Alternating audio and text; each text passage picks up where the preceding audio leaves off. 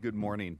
We appreciate everyone being here. At this time, we'd like to call the ACCS meeting to call to order at this time. The purpose of the ACCS shall assist the State Board in carrying out the State Board proper role of ensuring that charter schools realize higher student achievement within the context of sound educational programs and practices, proper financial management, and the 15 elements as specified in the charter school petition. And so we have a big job here. Each formal recommendation of the ACCS requires 5 affirmative votes. At this time, please stand and join me in the Pledge of Allegiance. Ready? Salute. I pledge allegiance to the flag of the United States of America and to the republic for which it stands, one nation, under God, indivisible, with liberty and justice for all.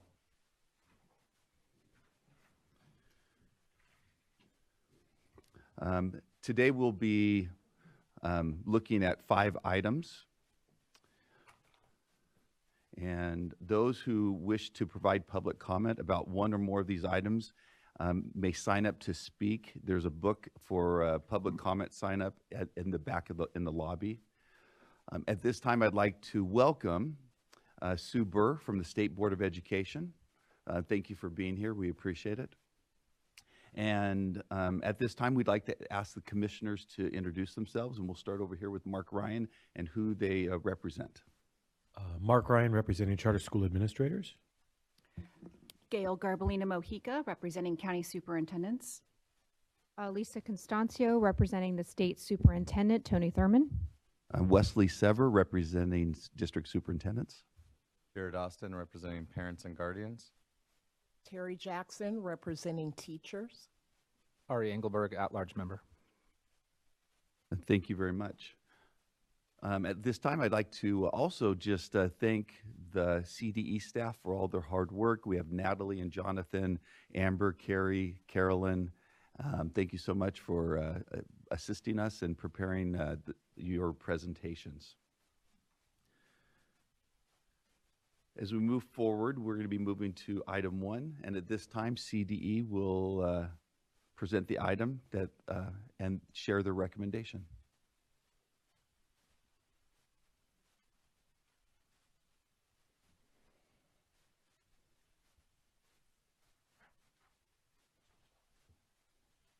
What's that? My name is Amber Crisp, representing the Charter Schools Division. I will be presenting today's funding determination items 1 through 3. Item 1 consists of funding determination requests from 75 non-classroom-based charter schools, which have requested funding determinations at 100%. The details and funding time periods requested by each charter school are listed on attachment 1. Based upon our review, the charter schools for this item have met the 3 conditions required to be eligible for a determination of funding at 100%, which are they have spent the minimum 40% of its revenues on instructional certificated salaries and benefits, spent the minimum 80% of its revenues on instruction and instruction-related services. They did not exceed a pupil-to-teacher ratio, PTR, of 25:1 or equivalent PTR of the largest unified school district in the county or counties in which the school operates.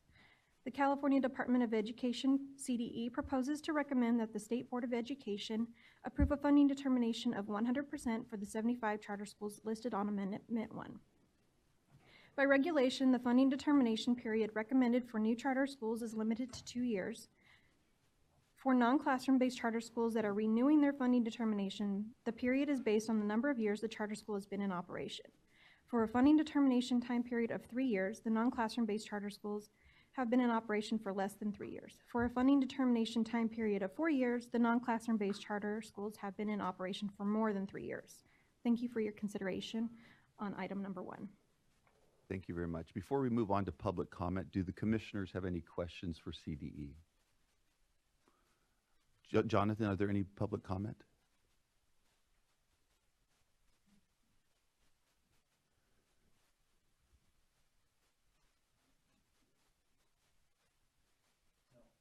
Nope. Okay. I'd like to move staff's recommendation. Okay. Okay. Any other discussion? Okay. All those in favor say aye. Okay. So moved. Thank you very much. For item number 2, item 2 consists of funding determination requests with mitigating circumstances from 13 charter schools as listed on Amendment 1. The 13 charter schools on this item did not meet or exceed the 3 conditions required to be eligible for determination of funding at 100%, which are spent the minimum 40% of its revenues on instructional certificated salaries and benefits, spent the minimum 80% of its revenue on instruction and instruction-related services, and did not meet a pupil-to-teacher ratio of 25:1, or equivalent PTR of the largest unified school district in the county or counties in which the school operates. Without a reason of mitigating circumstances, the charter school's funding rate would be reduced from 100% to a lower rate of 85%, 70%, or denied at 0%. However, regulations allow the Commission to consider a charter school's mitigating circumstances in support of a higher funding determination rate. Mitigating circumstances may include but are not limited to the following: one-time unique or exceptional expenses, size of the charter school, number of years in operation. Regulations further provide that this Commission shall give serious consideration of full funding for schools with less than 100 units of prior year's second period average daily attendance, or schools that are in their first year of operation as per California Code of Regulations Title V, Section 11963.4E. The CDE finds mitigating circumstances from the 13 charter schools as reasonable and recommends approval for full funding for no more than 2 years at this time. Thank you for your consideration on item number 2. Thank you very much. Commissioners, do you have any questions for Carrie regarding item number 2, or for Amber regarding item number 2? Okay, any public comment? Eric Premack. Okay. Thank you very much. All right, do we have a motion? Move staff's recommendation. Second it. Okay, any further discussion? All right, so all those in favor say aye. Aye. Okay, so moved. Thank you very much. Okay, item number 3 is a funding determination request for reconsideration from Twin Ridges Home Study Charter. At the September 2017 State Board of Education meeting, Twin Ridges was approved with mitigating circumstances for a 70% funding rate for fiscal years 2017-18 and 2018-19. At the March 2018 SBE meeting, Twin Ridges requested a funding consideration and was approved with mitigating circumstances for an 85% rate for fiscal years 2017-18 and 2018-19. Currently, Twin Ridges is again requesting for a higher funding determination. This reconsideration is for a full funding determination of 100% funding rate for fiscal year 2018-19 exclusively. California Code of Regulations Title V, Section 11963.6G does allow a charter school that wishes to seek a higher funding determination to file with the CDE for a reconsideration of a new funding determination. The reconsideration must be filed within the effective period of a charter school's existing funding determination time period, and only one request may be submitted in the same fiscal year. Based upon our review, Twin Ridges Home Study Charter School meets all conditions to be eligible for a reconsideration funding determination rate at 100%. The 3 conditions met were: spent the minimum 40% of its revenues on instructional certificated salaries and benefits, spent the minimum 80% of its revenue on instruction and instruction-related services, and did not exceed a pupil-to-teacher ratio of 25:1 or equivalent PTR of the largest unified school district in the county or counties in which the school operates. The CDE proposes to recommend that the SBE approve a determination of funding at 100% for Twin Ridges for fiscal year 2018-19 as per their request. Thank you for your consideration on item number 3. Thank you very much. Commissioners, do you have any questions for CD at this time? Okay. Any public comment? Okay. At this time, Staff's recommendation. thank you, Mark. Is there a second? Okay. No further discussion. Then we will move forward with the vote. All those in favor say aye. Okay. So moved. At this time, I need to go back and approve the minutes from the last ACCS meeting. And so is there a motion to approve the minutes from the last ACCS meeting? Thank you very much. Second. Okay, thank you, Mark. Any other discussion? Okay, all those in favor say aye. Okay, so moved. Thank you very much, and sorry for that. We will be moving on to item number 4. Just before we move on, what we're going to be doing is CD is going to be presenting their recommendation and clarify the applications. After that, we'll be going into public session where we will hear from both the petitioner as well as the district and county. And each of those, they have 10 minutes, each of those entities, 10 minutes for the petitioner and 10 minutes for both the county and the district. After that, we will close public comment, the public hearing, and we will move into and hear from our any public comment. Then after that, I know that we're going to we'll clear the room, and so that for item number 5, so that they can move in and have seats, so they're not standing in the back of the room, and that's how we will proceed. And so let's start off with the CDE's presentation. Good morning. Good morning, Chair Seaver, Commissioners, Director Costancio, and Board Member Burr. I am Carrie Lopes, Education Administrator in the Charter Schools Division, and I am presenting item 4 today. Item 4 is an appeal for the establishment of Eagle Collegiate Academy, which was denied by the Acton-Agua Dulce School District on November the 8th, 2018. The petitioner appealed to the Los Angeles County Board of Education, and on December 18, 2018, the County Board took no action on the petition. Pursuant to California Education Code 47605J, petitioners for a charter school that has been denied at the local level may petition the State Board of Education for approval. CDE received the appeal for ECA on January 28, 2019. The CDE is proposing that the State Board of Education hold a public hearing to deny the request to establish ECA, a TK through grade 12 charter school under the oversight of the State Board of Education. The CDE finds that the petitioners are unable to successfully implement the intended program. ECA proposes to open in the 2019-20 school year, serving 355 TK through grade 8 pupils with a projection of an enrollment of 555 pupils in TK through grade 12 by the end of the 5th year. CDE considers the enrollment projections to be aggressive based on the size of the school district in which the petitioners propose to locate within. Additionally, the school is in the planning stages of becoming an international baccalaureate candidate for the opening of the school of August of 2019. With this, the CDE is concerned about the ability of the petitioner to recruit staff, secure a facility, create a high-quality instructional program, and meet the requirements for an IB school. The CDE recognizes that the petitioner has presented 2 financial plans. The first plan is based on 100% enrollment, which is a multi-year budget.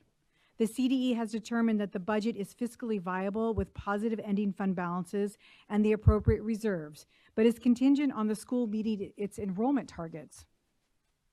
The second budget is based on an 80% enrollment, 284 students instead of 355 students in the first year of operation only in 2019-20. The CDE has determined that the numbers presented by the petitioner are fiscally viable with an 80% enrollment with a positive ending fund balance and adequate reserves. The CDE has reviewed the ECA appeal documents including 1, the petition and appendices, 2, the budget and financial projections, 3, the fiscal and operating policies, and 4, the district county agenda, minutes, and findings regarding the denial of the petition along with the petitioner's responses. The school is here today to address the commission, and both the district and the county have representation here to address the commission as well. And of course, CD staff is available to answer any questions that you may have. Thank you very much. Commissioners, do you have any questions for CDE at this time? In the backup material, it said that initially when they presented the alternative budget with only 85% of the attendance, that the corresponding budget wasn't necessarily submitted that had a reduction in expenditures. Is that what I recall from the materials? From the item? Yes. Yes. So in the item, we did make a statement in the item that says the petitioners, in their response to the LACO staff report, talked about an 80% budget that they had presented. And in our item, we did make an error. They did present a budget, but it was really a budget that was only for 1 year. Okay. So the 100% enrollment budget we have is a multi-year budget for 3 years, which is normally presented to us on an appeal that the district and county looked at. And the petitioner did present additional information with just an 80% first year budget only for 2019-20. And so that is financially stable for the first year? Yes, for the first year. And then the second year, the original budget would go into effect? Right, so the second year and third year, we calculated for the original budget at 100% enrollment again and found it to be fiscally viable. Okay, thank you for that You're welcome. clarification. I had a question. You had indicated that one of the concerns was the facility, and they'd indicated in their petition that they were in negotiations somewhere in Agua Dulce to lease property. What specifically was the CDE's concern about the facility? The concern about the facility is that they are proposing to be within the boundaries of Acton-Agua Dulce Unified School District, and that school district alone is a very small school district. I believe it only has 3 or 4 schools with a total enrollment of about 1,200 or so students. And so they're proposing to open a school within those district boundaries with the beginning enrollment of 355 students. So it's also, Mark, about how large a facility you need to have for 355 students. It's that as well as it's the amount of space you need to open with that many students, as well as the location of that within the district. Okay, thank you. It's both. And CDC's recommendation is to deny the application. Yes. Okay. Any other questions for CDE? Okay. At this time, we are going to open a public hearing, and we will hear from first the petitioner and then from the district and the county. And then after that, we will close the public hearing, and then we'll move on to public comment. And then after that, the commissioners will begin to ask questions, and we'll bring the petitioners and the district and county up as needed. And so at this time, we're opening up the public hearing, and we would like to hear from the petitioners.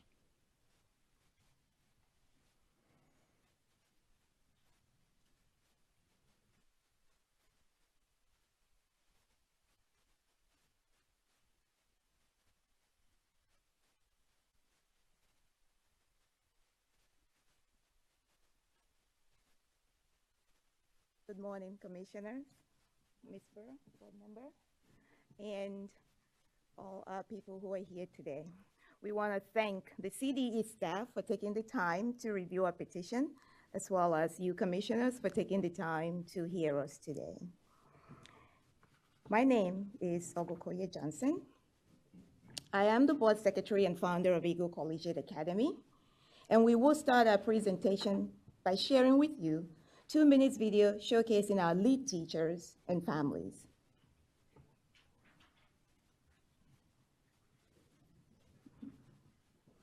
Honorable Commissioners and Board Members, I am Eliana Howe, founding teacher and ELD coordinator for ECA. I have attended several district and county board meetings to advocate for this wonderful school. Please approve our school. Thank you. My name is John Sokeke, Special Education Director for Eagle Collegiate Academy. Many parents of students with learning differences have shown interest in this school. Honorable board members, to please approve this school. Thank you. Honorable Commissioners and board members, I'm Elizabeth Chislett, the art teacher and IB coordinator for Eagle Collegiate Academy. On behalf of our teachers, students, and community, please approve our phenomenal school. Thank you so much. Honorable Commissioners and board members, I'm here for the Korean families in Antelope Valley, Santa Clarita Valley, and San Fernando Valley who have been waiting for Eagle Collegiate Academy to open. It is an excellent educational program, and the location is perfect and ideal for our families. Please approve Eagle Collegiate Academy for our families. Thank you. We are the Michaels, and we support ECA! Don't stop this unique opportunity for all children and families.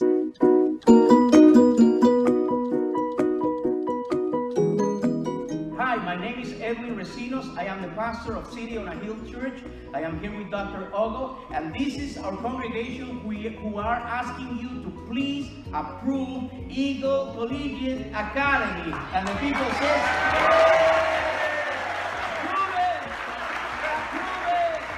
approve it, approve it, approve it, approve it.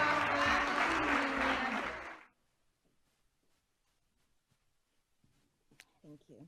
So the foundation of ECA is influenced by the tapestry of grit that defines my life experiences to overcome odds, my passion for equity and social justice, to eliminate all gaps, achievement, opportunity, and graduation, so that zip code and economic status will not hinder any child from receiving a quality education. Our locally grown, locally owned, and locally operated team of professionals, parents, educators are very humbled by our families' overwhelming confidence in us and for their support for ECA. And so we answer their mandate for education choice. We know that almost 100 families have sent emails to the commissioners and board members, which staff indicated that they will send to you. In researching the best instructional model that will meet the needs expressed by our families, we chose a cradle to career model that answers these 4 basic questions. For what future are we preparing our students? What skills and attributes will students need to be successful in this future? What will schools do to prepare in this future? And how can schools and families work together? And hence our mission. Eagle Collegiate Academy will empower students to become self-confident, independent-minded, egalitarian, authentic lifelong learners and global citizens that are prepared for 21st century careers and responsibilities. Eagle Collegiate Academy will accomplish its mission through the following best practices: rigorous college preparatory emphasis, international baccalaureate programs, literacy competence for lifelong learning, teacher common planning time and teaming, diverse enrichment courses and activities for the whole child, active parent and community partnerships. In response to CDE staff report, ECA did submit a viable 80% budget. I'm glad that Ms. Lopes clarified that. Staff also found ECA budget to be viable, which she stated. Hence, ECA has the cash flow and has submitted a sample proposal from Charter Asset Management. Although we lost the public charter school grant funds because we couldn't get approved by March 14, we will reapply for it and other grants. We have also applied for the Brett Meyer grant of up to $35,000. We are only growing 40 TK and 10 7th grade students in years 2 to 5. And contrary to what staff indicated, our enrollment is not based on covering expenses, but to meet instructional program design of our vertical articulation pre-K to 12th grade school. The proposed location has an available, reasonably priced facility and a lot of acres to be able to host our program. And this facility is near the border of Agua, Dulce, and Kenyan country that is central for our families and that are from the Santa Clarita, San Fernando, and Antelo valleys. Acton-Agua Dulce School District is the only K-12 school district in our community. A breakdown of the number of applicants per grade level based on parent interest so far is demonstrated in this graph that you're looking at. ECA has staff and teachers in place, such as the experienced CEO that we have, an experienced school administrative assistant that has worked for charter schools. In addition to already highly talented and qualified founding teachers, ECA advertised for open positions and received up to 540 applications in the summer of 2018, from which we have hired credentialed teachers on staff contingency of ECA's opening. The ECA team has deep knowledge of IB professional development requirements and guidelines and is fully prepared with IB support to provide pertinent professional development for all ECA teachers and leaders. For element 5, though, the only thing that they found wanting in this element is that we did not use the word key. We do affirm we didn't use the word key in describing our key qualified employees, but we did meet the law and we did meet the statute of those by identifying all the specific qualifications for the positions which we consider key. We also discuss PD in this section, although it's not required, and then in great depth on pages 90 to 94 of the charter petition. ECA will make all the revisions that the charter office wants us to make in order to get this petition approved. Why do we need ECA? It is the first and only pre-K through 12 IB Wall School in Santa Clarita. It is the only completely seat-based charter school in Santa Clarita. It will lower or eliminate chronic absenteeism in all surrounding school districts for socioeconomically disadvantaged, especially when you take a look at this chronic absenteeism in our area, you will see that it's much higher than the county and the state averages. It will support before and after school program. It will eliminate huge gaps in CAS scores in transitional grades of 3 and 7 due to our vertical articulation. It will provide more access to rigorous college prep classes for underrepresented groups, and it will support parents with students in 2 or more grade bands with 1 drop-off and pickup. So we are sharing with you also the relevant research that we used in order to determine our model. Yeah, go ahead. This research has to do with our pre-kindergarten. In the pre-kindergarten research, go ahead. This is our model, okay. So the pre-kindergarten research is a study recently done by Malloy, Gardner, and Darlene Hammond, and it was published by the Learning Policy Institute, describing what's important and why it is important to have preschool. And then we're sharing the research that supports PYP by Healer 2013, and the research that supports MYP by Wade and Wallen in 2015. We have research that supports DP, and there are 2 of that, by Gordon and et al. And Coco et al. And they describe how DP students have done so much better, even in Title I schools, than their counterparts. And so when you take a look at this graph here, you will see the college enrollment at 4- and 2-year institutions immediately after graduating from high school that DP students have. You can see also that even Title I students that are DP students are also enrolling immediately right after into college. Then when you take a look at it, considering that a trust study recently shared how California Blacks only have 34.3% and Latinos 18.3% in degree attainment, this is a very critical thing that ECA will help with. And then we also have on this page how IB aligns with the top skills, the top 10 skills that the World Education Forum discussed based on the Future of Jobs report that people would have in 2020. And so that's what we're sharing with you in that place. So we are ready to open. We have staff, we have students, we have finances, we have facility, we have our families. We have our families with us, and we are asking you to please understand that staff only found 2 things that are wrong with our petition. And those 2 things are either accurate or unsupported by factual findings, and we remain committed to work with staff. We have had a long, arduous road to get to you, and we're pleading with you, and you hear our family and children plead with you too, to please restore our families' belief in this process and approve our petition, and approve the school that they are desperately asking you for, and set this eagle free to soar.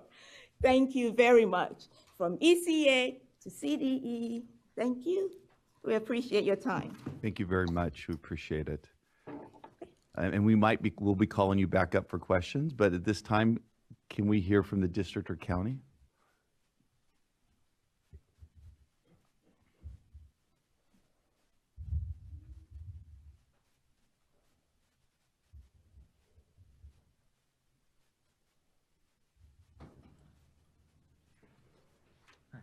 Read the district? Yes. Okay. So this is yours. Thank you. Good morning, commissioners and staff. Thank you for having us. My name is Nishay Pattison. I'm the director, principal of charters for Acton-Agua Dulce Unified School District. I wanted to start off by mentioning exactly what we do. Acton-Agua Dulce Unified School District charter team is comprised of our Charter Services Director Principal, Nishay Pattison, which is myself, Assistant Superintendent of Business Services, Lynn David, and Superintendent Larry King. Our charter team makes recommendations to the board regarding new petitions, renewals, material revisions, and reports on various charter matters. Our recommendations to the board trustees are based on a 15-point matrix that is used as a tool to analyze and evaluate a charter petition. Petitions that comply with the law and demonstrate a sound, unique instructional program and provide a viable fiscal plan may be recommended for approval to our board. However, we make recommendations to deny charter petitions that do not meet the criteria of our charter guidelines. Eagle Collegiate Academy's petition was denied due to the petition's failure to meet the criteria of our charter guidelines. The petition presented an unrealistic financial and operational plan and an unrealistic plan for the proposed educational program. We found that the proposed financial and operational plan is unreasonable because it contains expenditures that appear to be unreasonably low. It relies on aggressive initial enrollment and aggressive growth to cover its projected expenditures. In having said that, 355 students to start in the initial first year. Currently, we have 376 students in our elementary, 360 in our middle, and 371 in our high school. So we have a total of 1,107 students in our entire district with declining enrollment. It relies on borrowing based on ADA to manage cash for 3 years and projects a reserve that will not meet requirements in the first year if enrollment does not materialize or startup costs prove to be under budgeted. We felt that the petitioners presented an unrealistic financial an operational plan because they presented an unrealistic educational plan. We felt that the petitioners proposed to implement an international baccalaureate IB program, but the petition does not demonstrate enough familiarity with the IB program. The petition does not contain enough detail about the IB program implementation, enough to give us confidence that the petitioners will be successful in implementing it. And along with the petition, we did not feel that it contained reasonable, comprehensive descriptions of all 15 elements identified in Ed Code.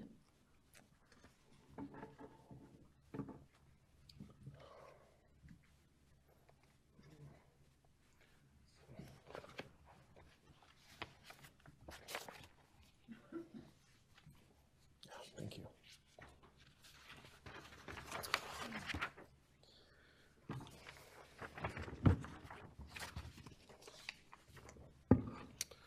Thank you, members of the commission. My name is Indra Ciccarelli. I'm the director for the Charter School Office at the Los Angeles County Office of Education, or LACO.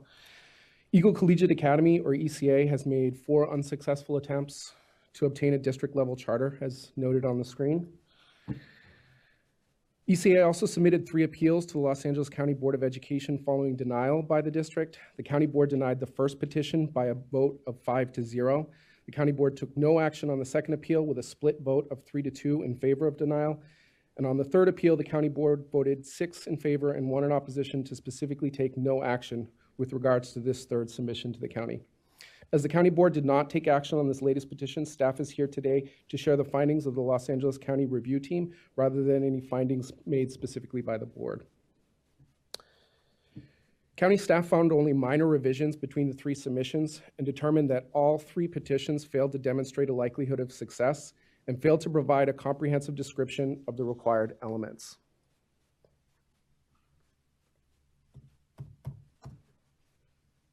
Sorry.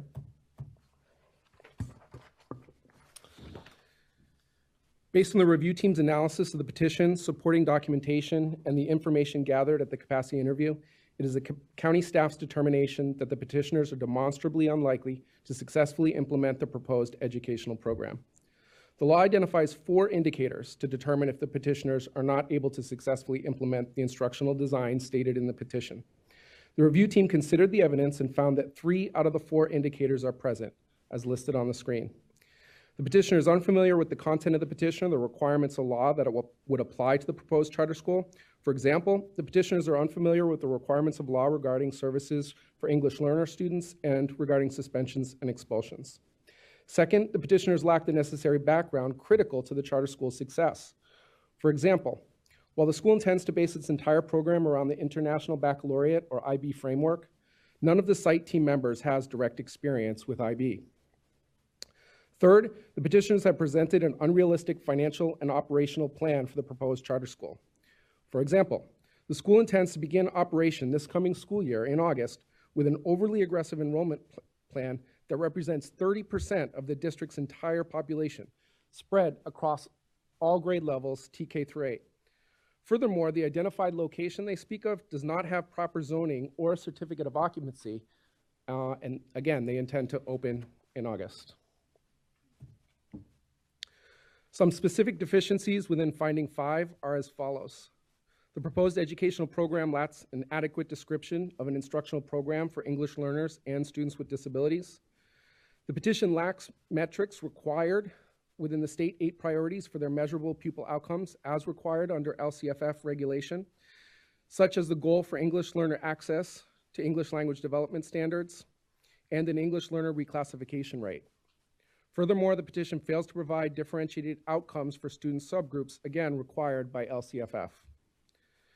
Element 10 includes lists of non-discretionary, suspendable, and expellable offenses that fail to include offenses mandated by law, such as brandishing a knife and sexual assault. The elements identified as not reasonably comprehensive are critical and directly impact the school's ability to implement a sound educational program. Changes to these elements would require significant material changes to the petition, which are outside the scope of an appeal. In summary, the Los Angeles County staff found that the petition failed to demonstrate a likelihood of success and failed to provide a comprehensive description of the required elements. We're happy to answer any of your questions. Thank you very much. I have a question with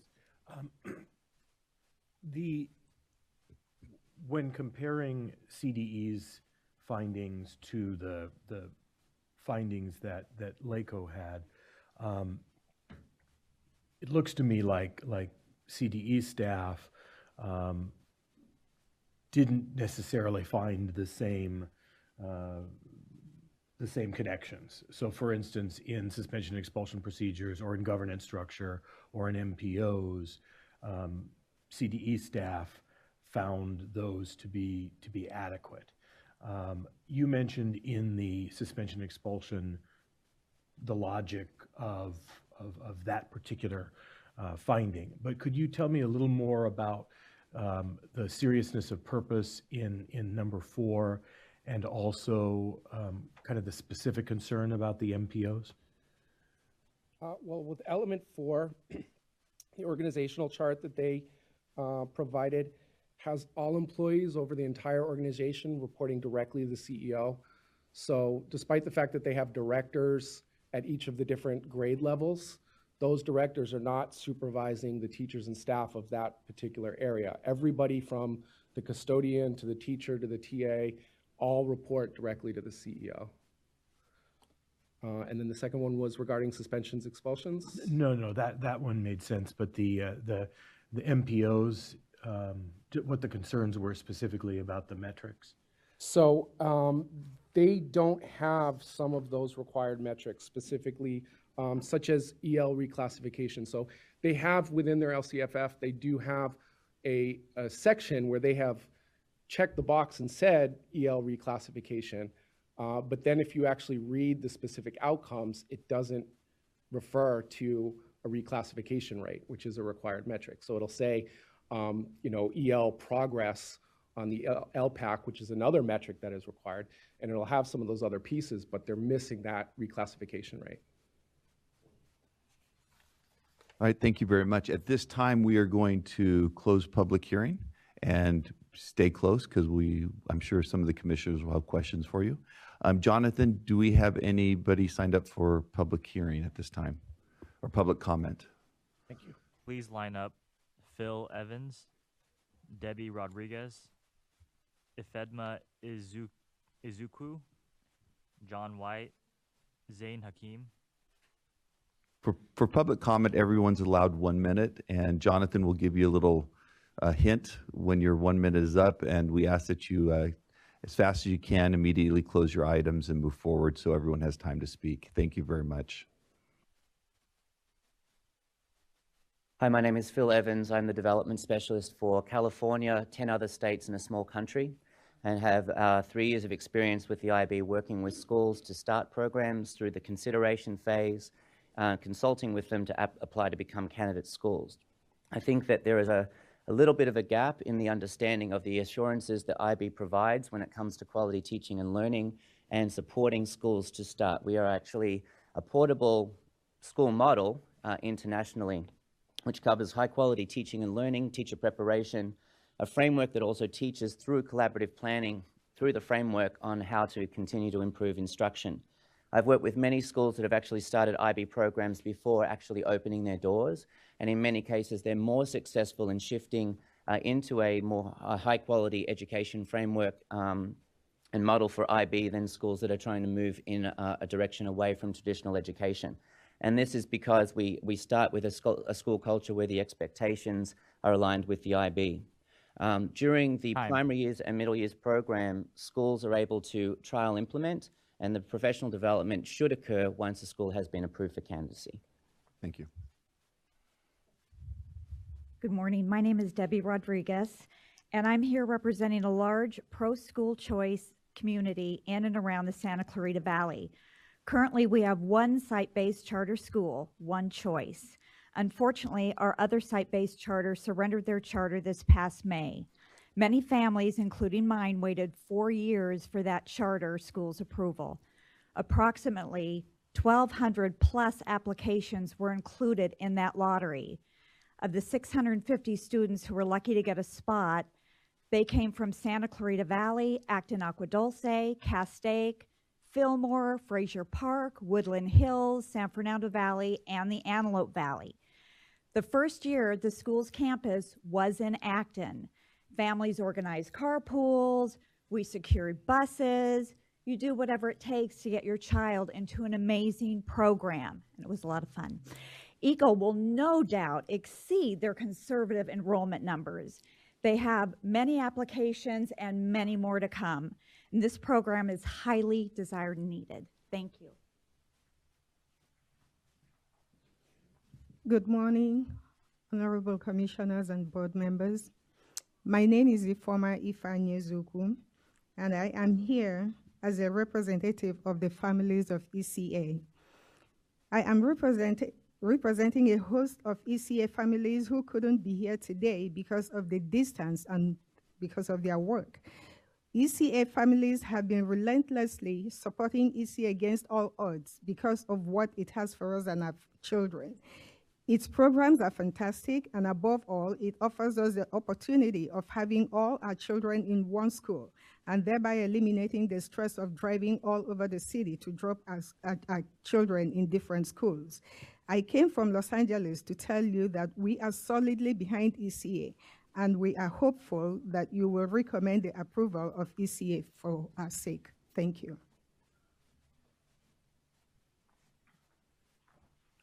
Good morning, Commissioners. My name is Dr. Donald Rymack, and I am the President of the Board of Trustees of Eagle Collegiate Academy. And I'm happy to be here to stand before you with our talented team of educators and professionals who have traveled many miles from Southern California and some as far as Washington, D.C., who's already made a presentation.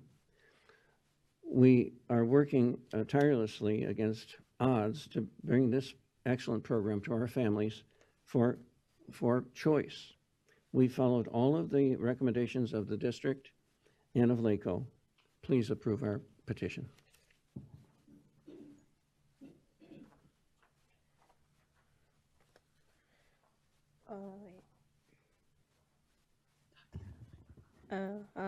Hi, good morning. I'm Zane. And so I hope you guys can approve Eagle Collegiate Academy because kids need more choices of different types of schools. I went to AEA before it closed. Before I went to AEA, I went to Tesoro del Valle, my neighborhood school, and it just wasn't for me. My kindergarten teacher, she wasn't compassionate towards most of the students. And I know this may sound like a biased opinion, but it isn't.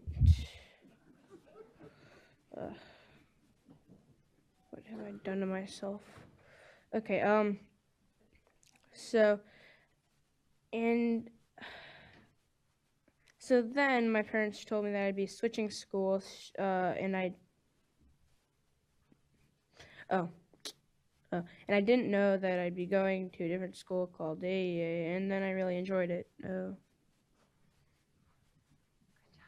Great job, Zane. Thank you. Thanks for letting me speak.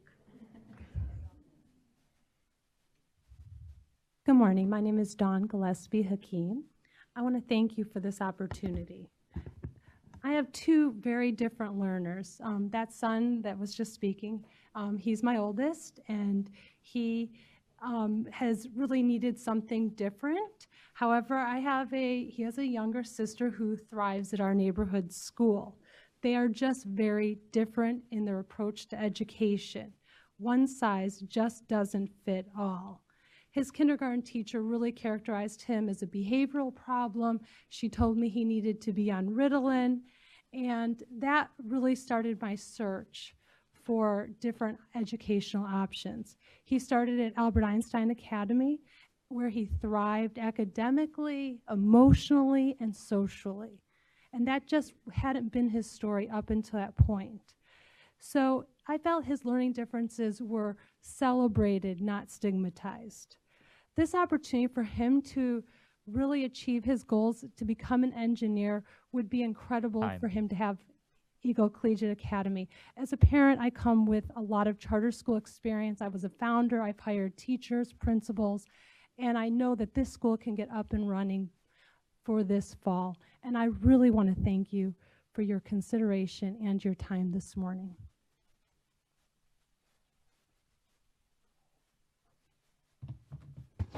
Good morning. I'm Dr. Olumiwaido. I'm a parent and resident of Canyon Country in Santa Clarita Valley. I know that many families like me are waiting for Eagle Collegiate Academy to open. We, the parents, like the fact that ECA will eventually become a college and career prep IB school, because we know that all the school leaders and the teachers will be well trained, and everybody will be happy that their children will be taught by well-trained teachers. And I know for sure that Eagle Collegiate Academy know what is coming to them, and they are ready and prepared to address all children and make sure they meet every student needs, including the ESPED population. So I'm coming here to you to let you know it has been a very long journey to here. And so please approve Eagle Collegiate Academy. Thank you. God bless you all, and God bless the United States of America.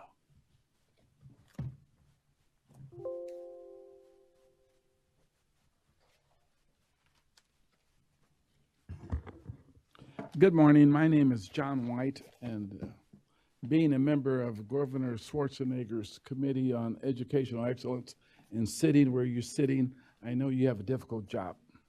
I'm here as the founding CEO of Eagle Academy, and we're here to show you that we're determined, we have the capacity, we have an eclectic group of experienced educators, and we would like an opportunity to open our school and give our community a choice. There are some things with our petition. You can find things with all petitions. I think they're relatively mechanical, and we can work with the different agencies to get those aligned, but we would like an opportunity to provide choice to our community by opening a school with the purpose of moving kids up into higher learning and on to college and careers.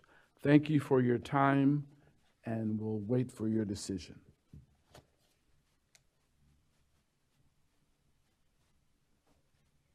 Good morning, Commissioners. My name is Janelle Ruley. I'm an attorney with the law offices of Young, Minnie, and Core. Proud to be here today in support of Eagle Collegiate Academy and, of course, seeking your recommendation for approval on this charter petition. So 2 main points today. First, honestly, these were some of the thinnest findings that I've seen in a long time, findings for denial. There were only 2 no's in that table of all of the elements with the yeses and the no's. There were only 2 no's. We've seen recommendations for approval with more than 2 no's. So Yeah, I'm not quite sure what happened there. The first one came down to an assumption around lack of enrollment, it was a speculation about lack of enrollment. But that's not what the Charter Schools Act allows authorizers to do. You know, I understand the concern about lack of enrollment, but in one weekend, this group of petitioners pulled together 157 signatures. You've heard testimony from individuals saying that they will send their kids here. The second issue is that there really is a demonstrated need for this program. And again, we seek your support. Thank you. Derek Hill.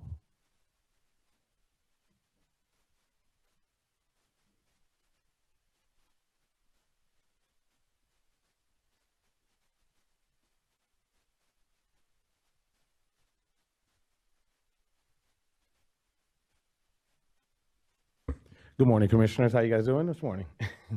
I'm coming to speak on behalf of all the teachers that are not here. I'm also a health and PE teacher, and I also have a 5th grader.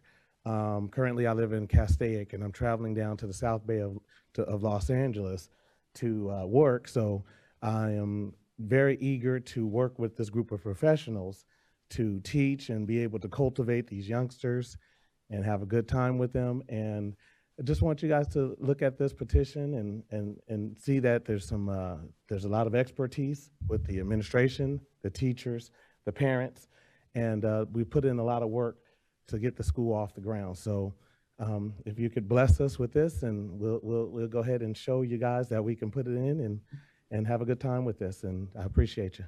Thank you. There's no more public comment. Okay, thank you very much.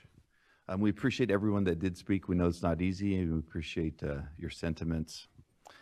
And at this time, we'll ask the commissioners if they have any questions for the petitioner or the county. Both. Okay. Gail, let's start with the petitioner, if that's okay. Perfect. All right.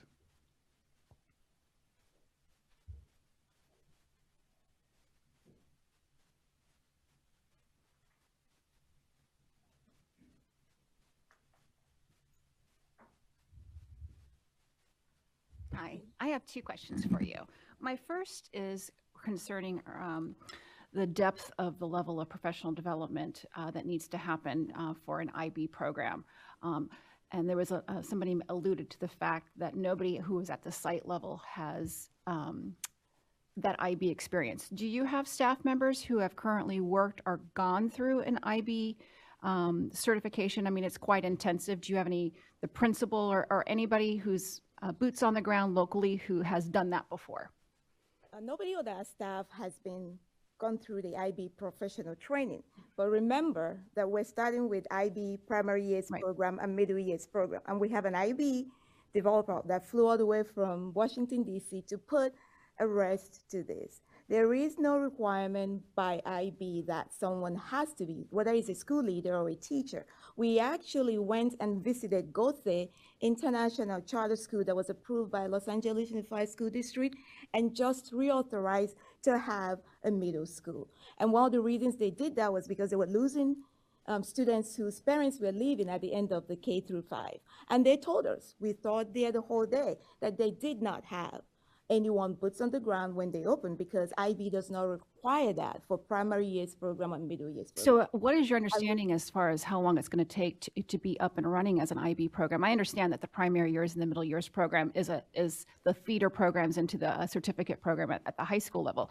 Did they give you an indication? I mean, you're not going to be up and running on day one on IB. It's multiple months, if not a year-long process. No, we will be up and running in day one, and he can answer to that because he's right here too. Yes, they told us that we could be up and running in day one because we're actually teaching our own curriculum and then aligning the IB framework to it. And at this time, until we get into the DP diploma program, we would have had those years that you're talking about to have gone through all the training in order for the DP to be authorized. But for the primary year programs and the middle years program, yes, we can start off and running day one. And additionally, we also plan to have training during the summer. The IB has an in-school 2.5 days, 15-hour training that they give people who are like us who are about to start. And so we've already planned to do that with IB as soon as we can submit our application, because we've completed all the application that we have. We just can't submit it because we are not officially an entity that can submit one, but we've done that. And he can also attest to that if you want to ask him. That's why he's here. I have a second question having to do, it looks as if you submitted numerous proposals to school districts, and then this is your third appeal to the county board. On the previous two appeals to the county board that the county board denied, why didn't you appeal it to the state board at that time? That's a great question, ma'am. So what happened was, on our very first time that we appealed, I could give you a very brief history. We submitted it to you. We went to Sulphur Springs School District, and it was an elementary school district. We wanted to start with K through 6. But as you can see, we have parents at our multi-grade level, and they were so eager that their junior high students are also involved. So when we weren't approved, and Sulphur School District told us that because they are K through 6, in addition to their findings, they don't feel that they are qualified to oversee us since we're eventually going to become K through 12. And so that was one of their findings, and we took it to heart. We also actually reached out to the higher school, the high school district that was around us. And then just about that time, our realtor found this beautiful, scenic, really great place for students to learn. I would love to show it to you guys. Really, on the boundary of Kenyan country and Agados. At that point in time, we weren't even sure where it falls.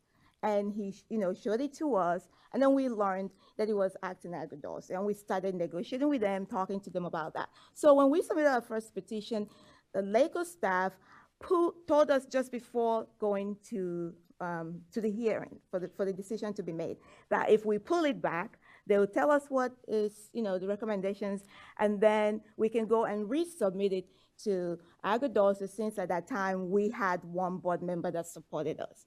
And so our team asked, how can we, can you? But you didn't pull it back, it got denied.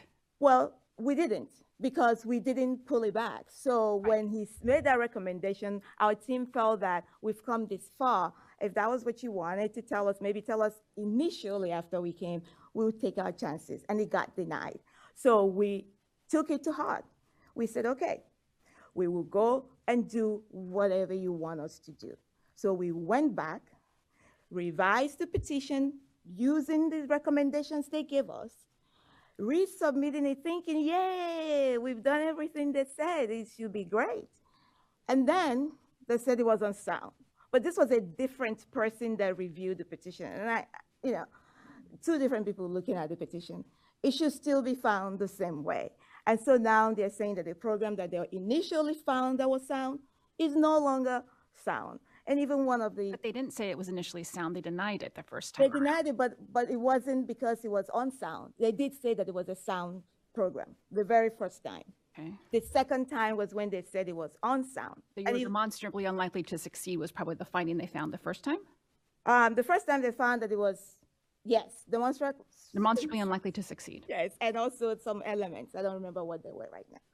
And so then we went and made those changes and came back. We thought that we did what they wanted. And then this time, having made those changes, they said it was unsound. And even one of the board members asked, how does something that was sound suddenly become unsound? And so they could not really reach a decision. It was a no action. It really wasn't a denial. I mean, it is a denial, but it was a no action, right? The second time around, but it was in July. And Carrie will attest, we called her because we wanted to submit our petition to the state. And so she called the state board office, and the state board office said, if you come now, you're not going to meet the requirement to be open, and they wouldn't hear you. So we had no choice to start all over again. So you can see how arduous this has been for us. And it's because the parents really want the program. And there are people who want this program. So we went back and we did all that, and we came back again, and then staff just decided not to review the petition. Thank you for that timeline. I appreciate it. Thank you.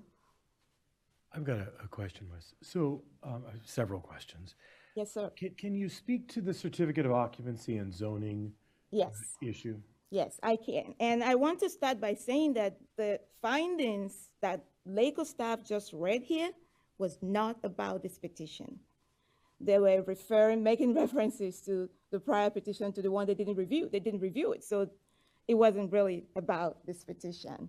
So I just want to put that out before I forget that. I'm sorry, I don't understand that. Can you explain that to me? Well, technically, when we submitted our petition, they said that they couldn't review it. They didn't have time to review, and they told their staff, the board, not to take action on it. And they wrote in their findings that it's because they believed that we didn't make much changes to the prior submitted petitions. But when they were telling you that our organizational chart was, I'm trying to remember the terminology, didn't make sense, that wasn't about this current petition that CDE staff did a great job with. I know they did. We don't agree with everything they said, but we truly believe that they gave it a good review up to a point. And so that is not the same petition that they're saying that. And then when they talk about our MPOs, they didn't even go into our MPOs. So I'm a little bit confused about what they're reading. I mean, it could be about the one that the staff did not take action, but this current petition is not what he was. Okay, so does the building that your realtor found, yes, this property, is it zoned for a school? It is zoned for commercial. And any building that is zoned for commercial, as you know, sir, is zoned for education. And we have done that research. We're working with county staff, and they're really excited about something really great and positive happening to that property. So it was a church. It was recently a church. And it's got lots of acres there that we plan to use and build out as we grow. Right, but just because something is zoned commercial doesn't necessarily mean that a school can be. I mean, it still requires the correct zoning, and it requires e-occupancy or whatever the correct and they terminology confirm for is. us that it is. They confirm for us that because of that it could be used for a school. And we are talking. Does it require a CUP? Well, what they said is that because we haven't submitted the conditional use permit, because you have to do that no matter what, right? And we can't submit that if we don't have an approval, because it doesn't make any sense to do that. And so the conditional use permit is what, and we went there, Dr. Rymack and I, is what is used to review everything. But they go back and they look in the system, which they did it in front of us, to see what other permits that have been done to the building and things like that. And they assured us that they will work with us to get it up and running. And then it's on a property that has lots of acres, and we plan to put prefabricated modular classrooms there as well. And so do your site level experts in realty, are they confident that a CUP and then ultimately a certificate of occupancy could be granted in time to occupy in August? Yes, and we actually have an architect that is working with us who also came to LACO with all his apparel to share with them how he's been working with the county staff to get that building up and running. So we have some expertise supporting us to get this up and running, but nothing can really happen until. And I understand that. I guess the thing that I'm concerned about is that, because I've lived through the land of CUP for a long time, and I know how difficult it is. Even expedited CUPs take many, many months to process. So if the state board were to approve this in May, yes, it does not sound to me like you would have a certificate of occupancy and a CUP and all the necessary, because permits would have to be pulled to drop portables. All of those pieces would need to happen. So it does not feel like an operational school in August is even remotely viable. We believe that we would, because one of the things they said is that they try to work with schools. And this is a conversation we had face-to-face with the planners over there. They try to work with schools and try to get them what they need, because they know that they need to get going. And If you remember, sir, we submitted this petition in November. We wanted to be approved by then so we could have a year and not have any difficulties along the way. And then I understand that. I'm just, obviously, this commission makes a recommendation. It goes to the state board. The state board ultimately takes whatever action it decides to take. But I'm really concerned about the timeline. I'm not concerned about the enrollment issue because I do believe that you will draw students beyond just the local school district. And I hear the school district's concern and the county's concern about taking a third of the existing school district population. I get that concern, but I also think that it's not inconceivable that you would draw people from 20, 30 miles away who would choose to drive to a school. So I'm not as worried about the enrollment piece, and you did obviously comply with the number of statutorily required signatures, so I'm not as worried about the enrollment piece. I am concerned about the facility piece and the fact that that the property doesn't even currently have a certificate of occupancy is of concern, and that no permits have been pulled or even attempted or anything like that. It does not seem very viable. So I'd love some level of assurance from some expert in the world of realty and permitting and CUPs and all of those kinds of things that it is in fact viable, because it does not sound viable. And I will, if that's what you need, we'll work on trying to get that information for you. But I know without a shadow of a doubt, because that building was a church and it was a viable church that was being used. It's got facilities, it's got utilities, everything running there. So it was being used. How many classrooms does it have? The building itself, because remember, we're going to put modular classrooms as well. So the building itself, we think we'll be able to put in, I think, 4 classrooms. I have to look at our architect's drawing, right? Right, but there are so many elements of that. So to drop a DSA pre-approved set of portables is one beast unto itself. Yes. Then to redesign an existing facility and create classrooms out of an existing facility requires a whole nother level of permitting and certificates and CUPs and all of those pieces too. And that's why our architect said that the first year we're not doing any of that. We're using the existing rooms. And that's why I was saying to you that I think we can make 4 classrooms out of it. The hall where the church is. So how many classrooms total do you need to open on day 1 with the projected enrollment that you have? 17, I think. 17 classrooms. So you would bring in 13 or more portables? Well, we would bring in about, they're double portables, the ones that, so we'll bring in about 5 of those because they'll give us 10 classrooms, and the 4 that we have. The double ones are 960 square feet, my understanding, and that's a typical size of a classroom. And we have the acres to put this in. So I'm here, I'm gonna do math. You think you need 17 classrooms to open up with 355 kids. And then you have 4 in the existing building, and then you're gonna need to drop about 13 double wides. So it would be 13 double wides because those are 960 square feet. I'm going to confirm the number. Her math is correct. I guarantee you. I live in this universe. And 2 double wides. I know it's 1 classroom. So I'm not even going to try about math. So maybe that's not my why I'm expertise. fuzzy about the math. But I'm that. telling you that our architect drew all that. And even though I'm saying 17 classrooms, I don't know, because there is another building there as well. That is not just the church. That is on the property as well.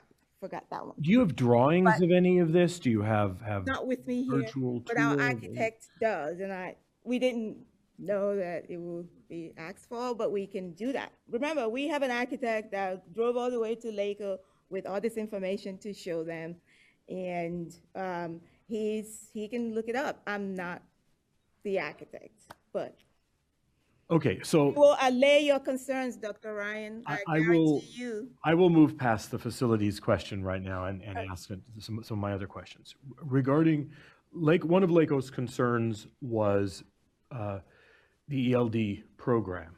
Can you give me a 30,000-foot overview of both your designated and integrated ELD programs? Yes, and actually, again, that was from a prior petition, and really technically, that's not allowable by statute, I think. But we were going to have a designated ELD program, and we're going to have, actually, based on their recommendation, we hired a full-time ELD coordinator/teacher whose entire responsibility will be to work with EL program. So our designated ELD program will be conducted during the school day, during a designated time for EL students. And that will be done with the EL teacher/coordinator that you saw on the video. And the other one, of course, is incorporated in the classroom on a daily basis across all the courses. And so we clearly explained that in the petition that the CDE staff had, and they didn't find anything wrong with it. And do you anticipate, I realize that this is a little bit of a crystal ball question, but based on the enrollment yes, sir. Interest that you've experienced, what is your best guesstimate of the percentage of English learners? Sir. While we do have quite a number of Latinos involved, in terms of English learners themselves, I think that we may have about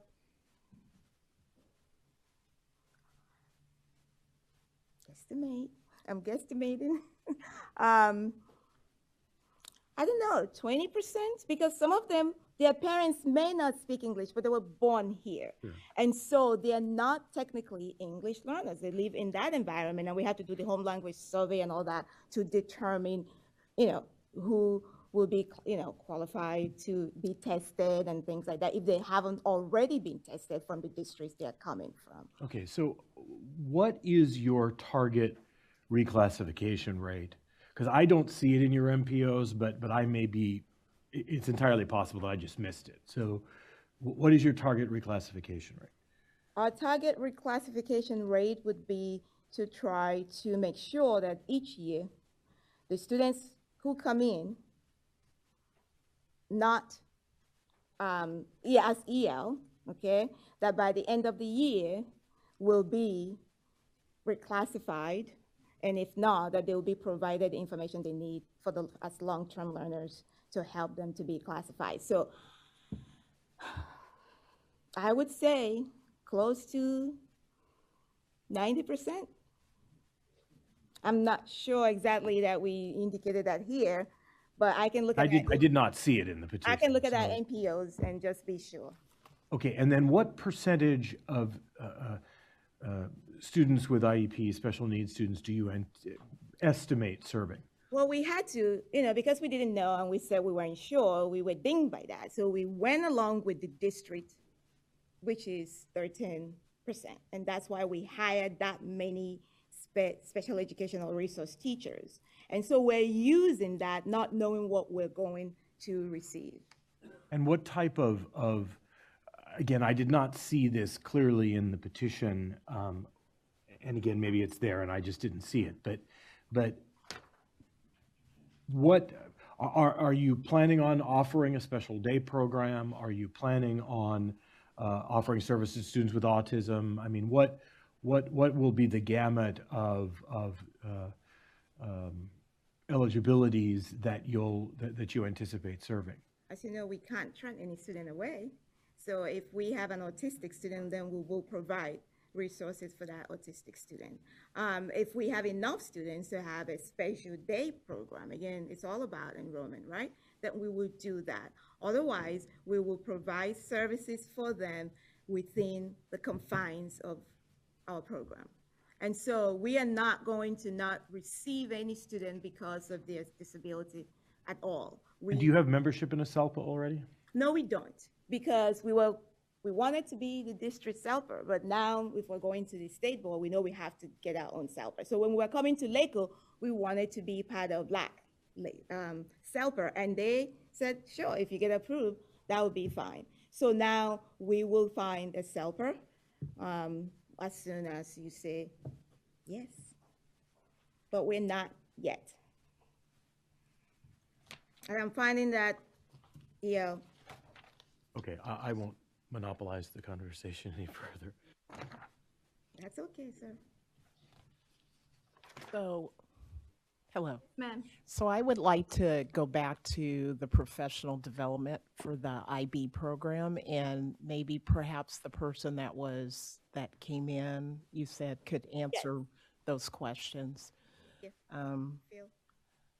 So I saw that I saw the number of teachers that you anticipate each year and everything. And so the professional development, will it be delivered at the school site, or will the educators have to travel to get training for IB? It will be delivered at Look, Terry, with that, I had the same question, because when I looked into it several years ago, I thought the teachers had to receive so many units. It was an in-depth process to become an IB educator.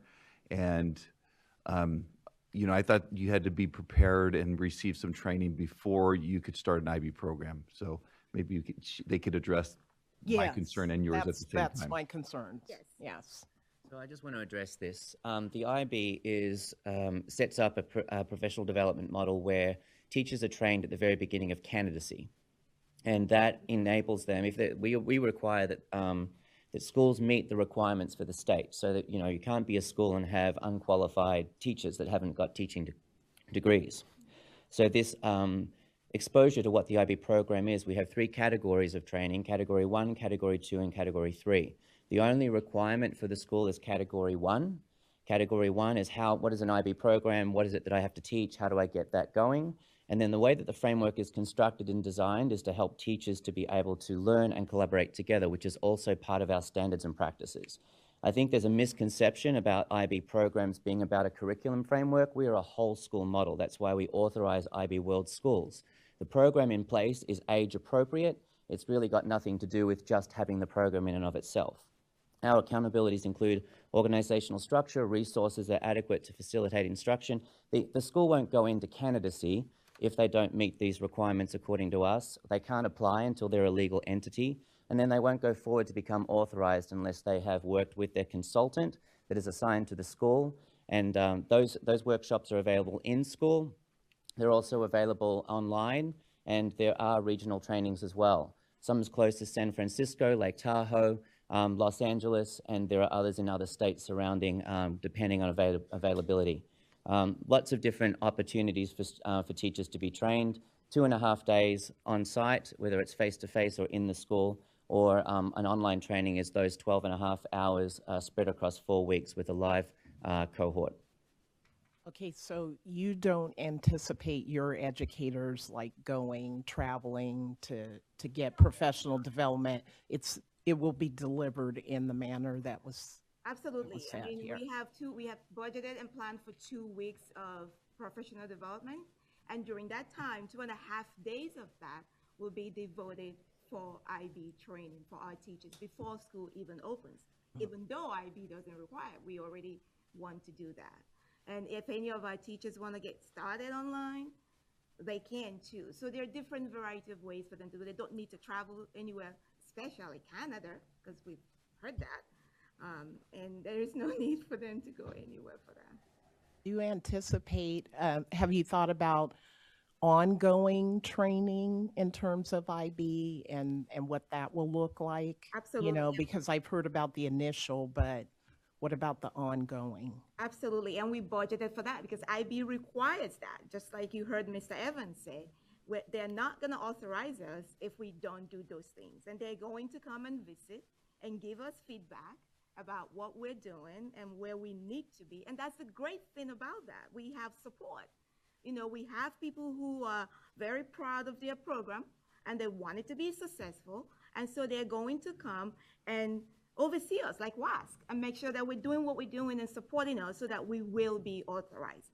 That's the best part of this that I really don't want to get lost in the process, because they will help us to stay on top of what needs to be done when it comes to the program.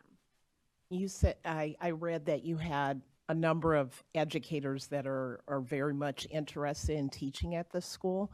And so when they go through the interview process or the whatever they're going through, is it understood the requirements that they will need to go through in order to be a part of this school? Absolutely. We shared that with them because we were hoping that we will be approved come July last year. So we went ahead, brave, and we posted our positions. We received 540 applications, ma'am, and we interviewed, screened it, selected, and interviewed teachers.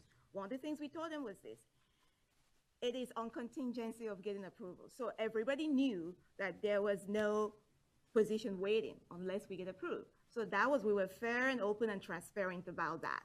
And then we told them, you will go through a series of, training the first 2 weeks of school. And one of them is about IB. And one of them is about literacy training because we, value literacy. And one of them also is about resiliency because we want our teachers to be resilient so that they can teach the students to be resilient as well. In this world that we live in with social emotional learning, we want that to be part of it. So we shared our PD with the teachers and we made it clear that this is what they're going to go through. And they signed up. We were really pleasantly surprised, to be honest with you, with the quality of the teachers that are there. And they are still there. And I can pull up an email to show you if you're doubting it. They are still there waiting. Some of the letters that were sent to you, and I hope you guys received the emails that were coming to you. Some of them were our teachers who are asking for you to please approve the school for them. Some of them live closer to home, and it's better for them to be, close to home and things like that. Some of them are working today, and that's why they're not here. Thank you. Thank you, ma'am. Go ahead. I have a couple questions for you, and I do have one for CDE. I'm going to go back to Dr. Ryan because I have a lot of concerns over the facility that, we've had schools come before the commission before late in the game wanting to start, and then they want to do a material revision and change and all those different things, which you won't have time to do. So I've also gone through conditional use permit hell, so I understand what it's like. And so there's a couple different processes with that. Has the city told you that it's going to be a staff level review, or are you going to have to need to go through the planning commission? Are you going to have to go on to the city council for approval for occupancy? Well, we're actually working with the county, not the city, because where the facility is, it's a county. So is it staff level review, or is it going to be? It's probably more going to be, we didn't discuss that, so I don't want to tell you what is not true. But from the conversations we had for them, it seemed like it would be more like a staff level review because that building was recently occupied as a church, functioning church. They cooked, they had a big freezer. We went and toured it. So it's a functioning building that is an older building. It used to be a restaurant, they converted it to the church. And so the idea that it doesn't have a current certificate of occupancy, they really didn't have it at that time. So what they said is a functional building. They'll just come and see what needs to be done to make sure that it meets school code. But that could it hold a school? Yes. And we had that conversation with them. But you still need 13 portables, correct? To open You may in not need August? 13 portable. I think it's more like 10. Have you looked into getting 10 portables? Yes, and remember that we've been trying to do this for 2 years. So we have been talking to people for a very long time, and we've been trying to do research to get going. And so we've looked at it, and we have in our budget tenant improvement of $275,000 that's already there waiting to go and get this going. So that was included in our. I guess my question is, you have 4 months that you're looking to open. You need 10 portables. Many of our portables are in Chico and Paradise and all the different areas. So trying to find portables right now is difficult. And then you're also going to need to do ADA upgrades probably on the facility. That's all going to take work. And so have you met with a contractor? Do you have a plan? Timelines, anything like that proposed? I know you have to wait to get approved, but with your tight timeline, you get approval and you're going to have to start construction like the next day. Absolutely. And that's exactly what our architect shared, wanted to share with the county board when we were coming in July. That was exactly the same situation because we keep going round and round, trying to get to this school getting open. And so we're really confident. I know that you're concerned about that, but with our conversations with our architect, his conversations with the county staff, our conversations with the county staff, we truly, truly believe that we can do this. If it means not opening in August and we open in September, we're willing to do that. But have you met with a contractor to give you pricing on everything that facility would take and portable timelines and all of that difference? Our architect did that. Okay. And he has that information. I don't have it with me here. What was the budget you said for 10 portables? We have a tenant improvement budget we have a $275,000 that's in our budget for tenant improvements. So each portable is going to cost you $275,000. So you multiply that times 10, and that's $2.7 million. So where is that? And that's not counting the electrical and the plumbing and everything else that will have to be done, plus the grading. I mean, We just purchased 2 used portables for $180,000, so installed. I understand, but I mean, maybe your board chair can speak to this if he's more familiar with it. I'm trying to find a way to get to supporting this, but I'm really this for me is a huge issue, and it's really a significant obstacle because it feels like these elements have not fully been thought through. When you talk about, well, it's a church and it's being occupied, or it's been occupied, somebody could say, well, this building that we're in right now is the California Department of Education. Let's turn this into a school. It would probably take 18 months for somebody to turn this building into a school minimum, going through all of the necessary permitting, and it's being used by us right now. So, and I'm not trying to be obnoxious about it, just genuinely that's what happens in the facilities world. And, I'm really concerned that you say that it's being used as a church, therefore it should be fairly easy to then convert to school occupancy. A church and a school obviously have some similar uses, but the whole notion of E-level occupancy is very different, and the standards in fire and life safety and the standards in plumbing and electrical and are just voluminous. And it doesn't sound like you as the school leader are necessarily familiar with all of those pieces, and that concerns me. So I apologize if it sounds as if we're glazing over it, because we're not. Remember that one of the things that we planned was to have small class sizes. And so our classrooms will meet the requirement code, but our student in each classroom is going to be 20 per class.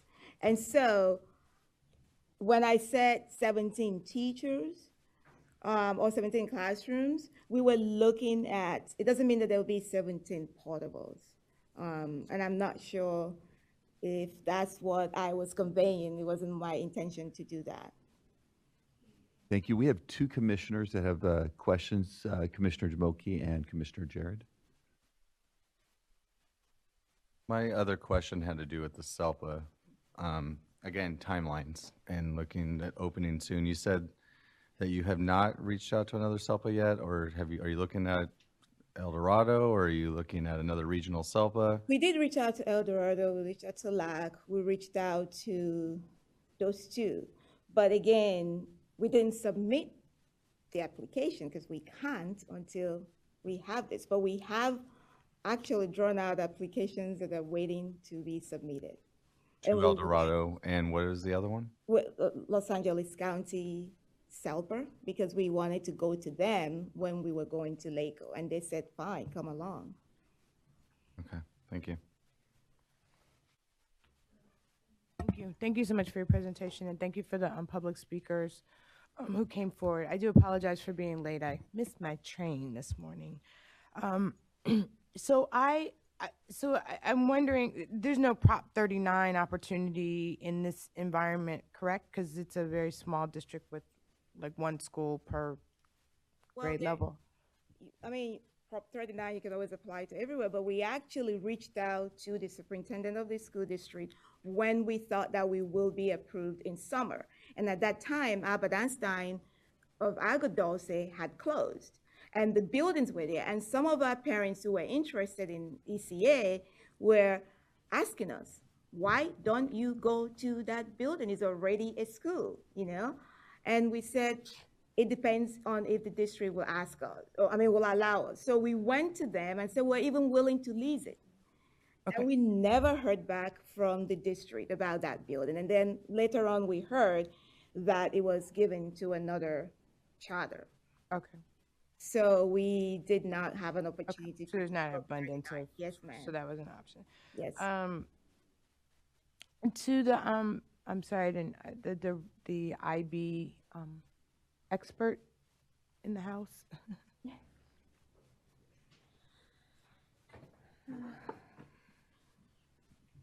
Thanks so much for being here and providing your expertise around this. I too was very concerned about the professional development. My colleagues pretty much hammered and hit most of those questions. I think the distinction that I'm trying to make in here a little bit in this pedagogy is around how teachers are actually engaged in the process around it. Different than, say, for example, Montessori, right? Where Montessori is you got to come in, you've done 2 to 3 years of training and practicum, and then you hit the ground running, right? But you have gotten that. You've been acknowledged in that way to be certified. So this is different than that. And so I'm just having a curiosity around, like, what is the, almost the trajectory of, understanding a competence mastery that you see at the professional level. And this may be, I don't know if I'm clear around this, I'll be clear around this, but also in this is the idea of personalized learning, right? And project-based learning inside the school. And I don't know if that's specific to IB at all, but if you could kind of talk about, again, like, what do you project as kind of, again, the mastery of a teacher and knowing that there's a couple of different pedagogical kind of components and professional development that goes along with that? Well, I was an IB teacher, and when I came to the United States, I didn't know what the IB was until I taught in the program. And I had enough experience in the Australian system, which is nationally much more aligned with the IB than any of the state systems in the United States. There was some things that were familiar to me just because I'm an educator. As I learned through the process, I would say that, considering our mission statement is to develop lifelong learners, that I would be contradicting that if I was not to say that I was not continuously growing. Mastery, I think that's a pretty, probably a little bit more of a quantifiable,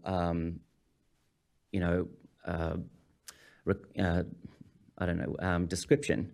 I would still say that I would probably go back into schools, having seen the schools and been around and toured so many different states and so many different types of IB schools that going back now, I would be a better teacher than I was when I left the classroom.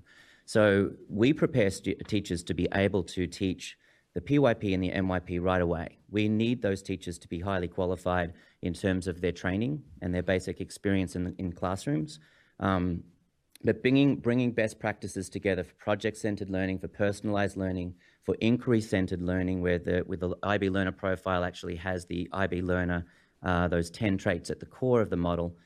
All of those elements are the pieces that help teachers to continually come back after the training and to organize themselves through the collaborative practices that they use to improve their practice through an inquiry, action, and reflection model, which is at the core of all of the aspects of the IB, whether it's the learner in the classroom or the teacher that's teaching.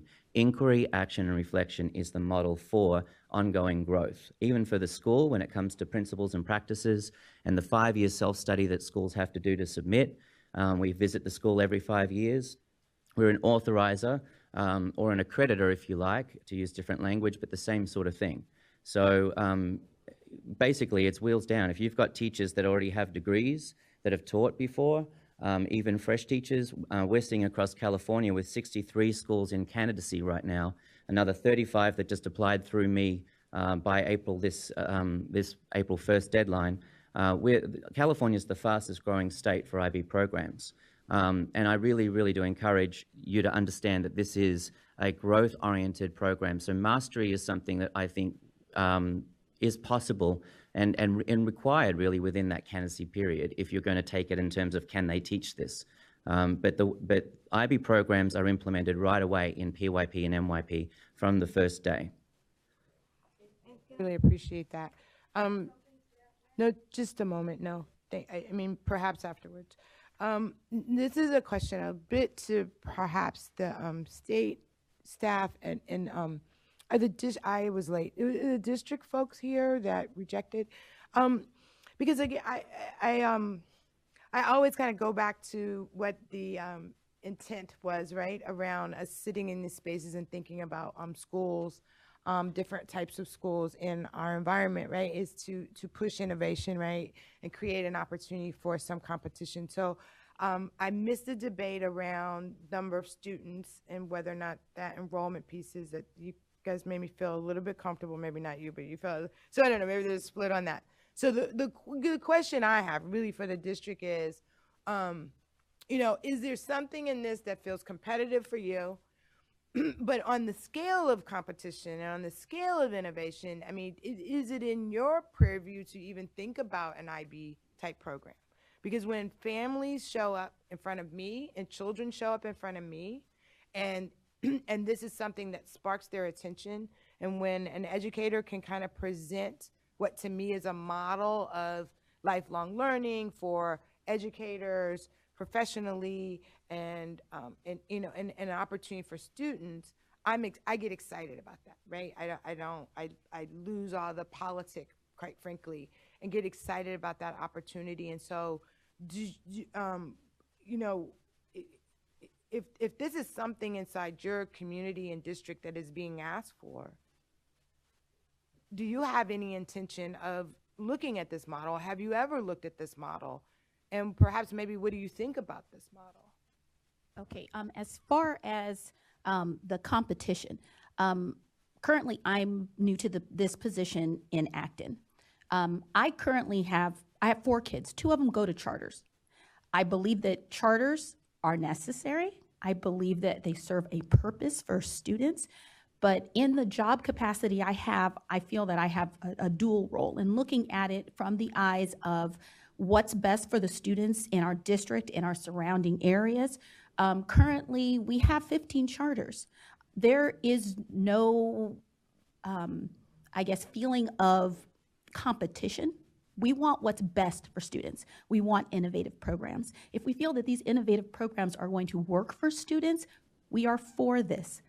But if a program shows that there is the possibility that they will start up and shut down immediately, that is a bigger concern than them taking 4 years or 3 years or 2 years to start a program. The problem is in leadership, not necessarily the model? Yes.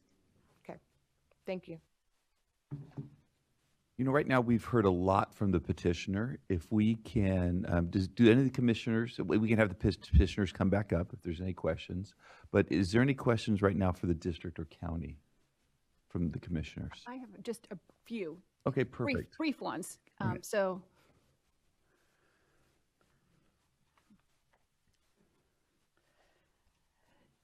just real briefly, because I'm from Northern California, so I'm just trying to get a feel for your area.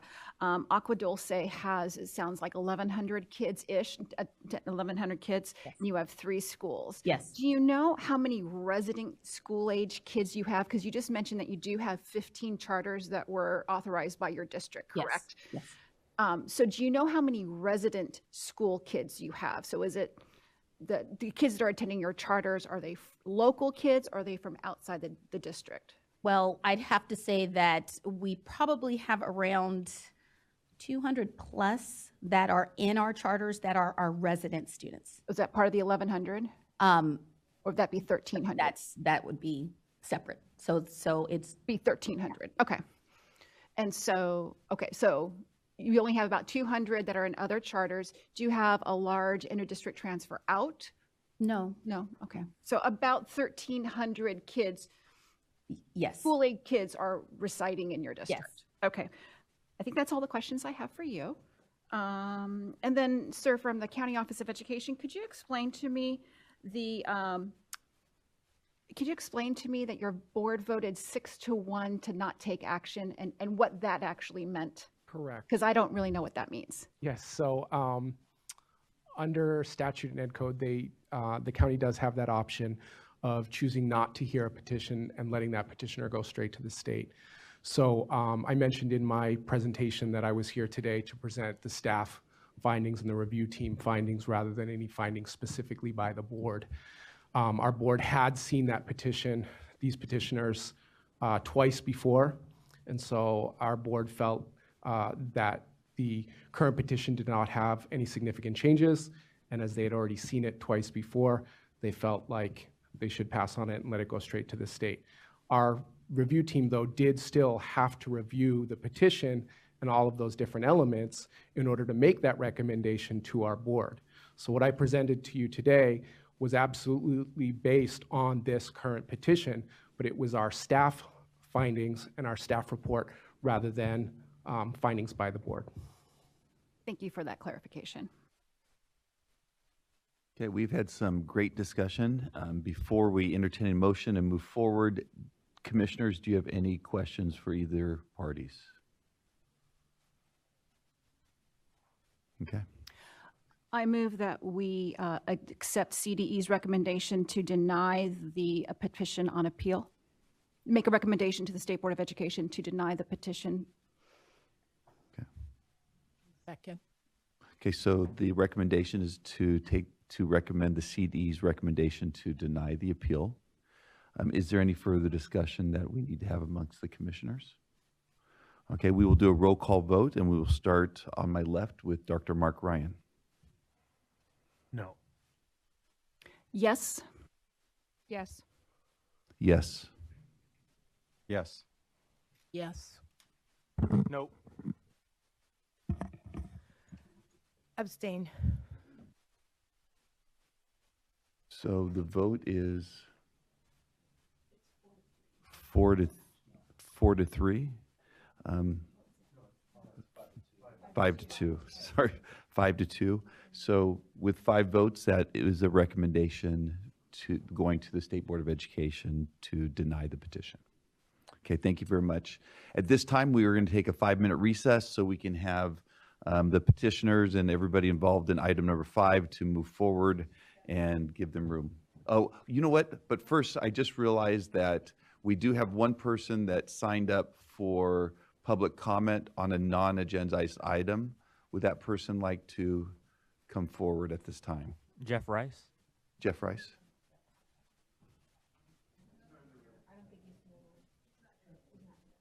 Okay. If he comes back, we'll give him his time due. So thank you very much. We'll come back at 5 after 11.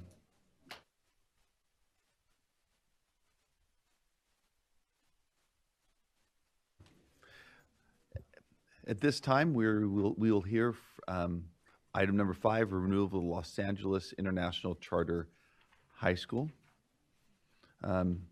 CD will present from their information, and then we will go into and hear from the petitioners in the district and the county. CDE. Still morning. Good morning, Chair Sever, Commissioners, Director Costancio, and Board Member Burr. I am Carrie Lopes, Education Administrator for the Charter Schools Division, and I am presenting item 5 this morning. Item 5 is an appeal for the renewal of Los Angeles International Charter High School. Currently, Los Angeles International is authorized by the Los Angeles County Board of Education, which denied the renewal petition on January 22nd, 2019. Pursuant to California Education Code Section 47605J, petitioners for a charter school that has been denied at the local level may petition the State Board of Education for approval. CDE received the appeal for Los Angeles International on January 28, 2019. Los Angeles International has operated since 2005 and currently serves 153 pupils in grade 9 through grade 12. The petitioner is proposing to add grade 6 through grade 8 and an independent study program as part of the renewal process. CDE is proposing that the SBE hold a public hearing to deny the request to renew Los Angeles International, a grade 9 through grade 12 charter school under the oversight of the State Board of Education. The Los Angeles International petition is not consistent with sound educational practice. Los Angeles International does not meet the renewal criteria as they do not perform overall at least equal to its comparable district schools where the majority of the pupils would otherwise attend. After reviewing the information presented by LACO, the CDE has determined that LACO's review and analysis of pupil academic achievement data pursuant to EC Section 47607B was comprehensive, as LACO did consider increases in pupil academic achievement for all groups of pupils as the most important factor. Since API has not been calculated since the 2013-14 school year, EC Section 52052F shall be used to make a determination for renewal of a charter school based on alternative measures that show increases in academic achievement for all pupils attending the charter school. A list of these alternative measures are provided on pages 7 and 8 of the item. The CDE did review the alternative measures submitted by the school and determined that the data reflects some increases in pupil academic achievement for all groups of pupils and among significant subgroups, although the increases are not consistent over the term of the charter, and some of the alternative measures CDE is unable to verify. The CDE finds that the petitioners are unable to successfully implement the intended program and are unfamiliar with the requirements of law that would apply to the charter school. The Los Angeles International petition does not provide a reasonably comprehensive description of 8 of the 15 required elements, as noted in Attachment 1. The CDE has reviewed the appeal documents, including the petition and all the appendices, the budget and financial projections, the fiscal and operating policies, the county agenda, minute, and findings regarding the denial of the petition, along with the petitioner's responses. Los Angeles International has representation here to address the commission. Representatives from LACO are here as well, and then CDE, of course, is here to answer any questions that you may have. Thank you so much. Right now, do any of the commissioners have questions for CDE? Thank you very much. At this time, we're going to move into public hearing. During public hearing, we'll hear 10 minutes from the petitioner, and then we'll hear 10 minutes combined with the district and the county. And so at this time, can the petitioner please approach the stand?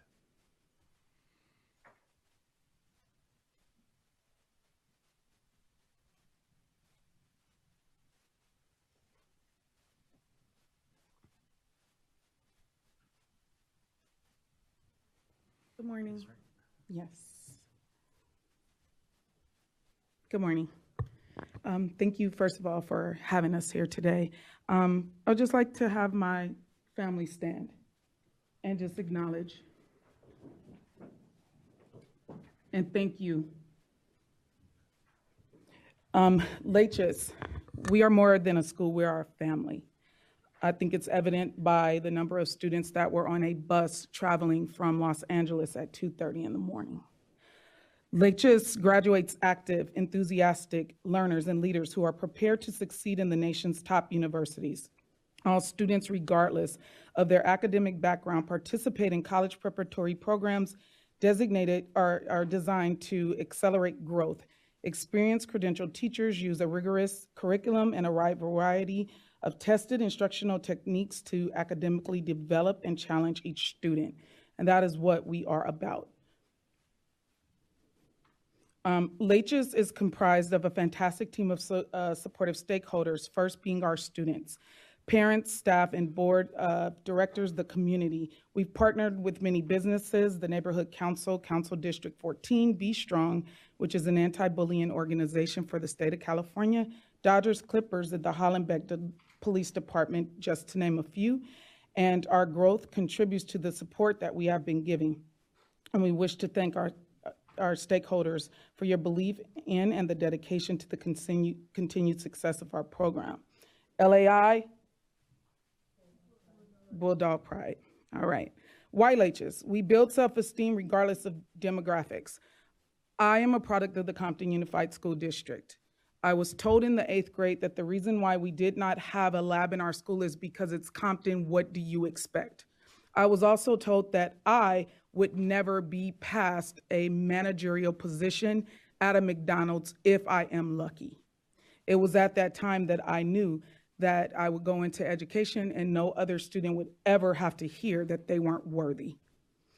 Keep students safe. We provide a safe system. We have an ongoing system of recovery. A lot of our students come from other schools and they need to join our school to get into our recovery program. We provide emotional, mental wellness, trust, and most of all, chances. We give students voice. Our students have autonomy. Our students have sat on our board. They're on our SSC. Our students are in our leadership team. They were part of our SSP grant. It was their choice in classes. And we've developed 8 new electives based on students' choices.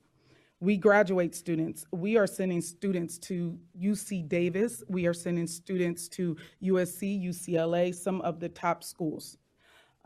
We are getting students into college and we track them. We take college trips, we have college fairs, we have week-long college trips during spring break so that students are not at home unattended. We do the FAFSA workshops there at the school for the parents, and we do all of the applications with our college and career counselor. Our high school is in the community of Herman, and we are the only high school in that community. On January 22nd, LACO submitted a denial based on criteria which was flawed. There was erroneous information in the response. If you even listen to their, the hearing was public. So if you listen to it, you can even hear some of the board members asking them about some of the questions they asked us during the capacity hearing, and the director himself saying we may or may not have asked those questions. We were misguided. Our previous coordinator gave us guidance that our new coordinator that just came in October that did a spring and fall visit within 3 weeks of each other and never gave us any feedback. We were, the visits were conducted inappropriately, and so was the capacity hearing. We urged an appeal to the state. We were urged by Mr. Syons, the board director, to do an appeal to the state. And he also told his own team that they were nitpicking us. LACHS was also contacted by a member of their own board of directors, and I have a copy of that email if I need to provide it. Mr. Syons also cautioned the new coordinators about that process. It's on record if you need to hear it. Historically, we have shown increases. If you look at the student performance, 2014-15 increased, 16 decreased, 17 and 18 showed increases. We had one bad year. I've been with LACHS for 2.5 years. I know that in the year of 2016, LAUSD issued a bomb threat alert. One of our students crossing the street was hit by an 18-wheeler and our students saw it. That affected them. This was shared with LACO. Our scores dropped. We had to get our kids back stable. They were an emotional wreck. They lost their teachers and they lost their entire staff that year, even their executive director. They went through 3 in the year of 2016. But in 2017, when I got there and we revamped this program, we are showing increases from that drop in 2016. Our subgroups increased. The Hispanic, Latino, SPED, and African American subgroups increased. The percentage of students taking and passing the AP exam increased to 70%. They said that those tests were not reliable because they were Spanish AP exams and not English or math. Our graduation rate increased. As a matter of fact, our resident schools and our comparison schools, we have the highest. A number of the students accepted to 4-year colleges increased. The number of AP courses offered increased. The number of AP tests taken with a 3 or better increased. 24 out of the 38 pupils that graduated just last year received the Golden Seal, State Seal Merit Diploma for passage of CASP or passage of honors in math with a B or better. These are all things that can be proven. Students, why do we fight for them? We are a part of the anti-bullying organization called Be Strong. There's 4 ambassadors in the state of California, 3 belong to our school. We are recipients of the SSP grant, $135,000, and we are recipients of the MTSS grant for $25,000 so that we can better implement a PBIS program. We have the 11 new elective courses, and we have a full business operating on our campus, Bulldogs T-shirt business, where the students are able to make T-shirts, hats, and beanies. The students are increasing in the percentage of those making the honor roll every year over the last 2 years. Our students were honored at the Lakers game this past month, and she is over a 4.0 student. LACO and the CDE reported an unsound program in EL that is outdated and IS program not fully developed. Well, the IS program was a materials revision. So we find it kind of odd that they would deny us based on a program that never even existed.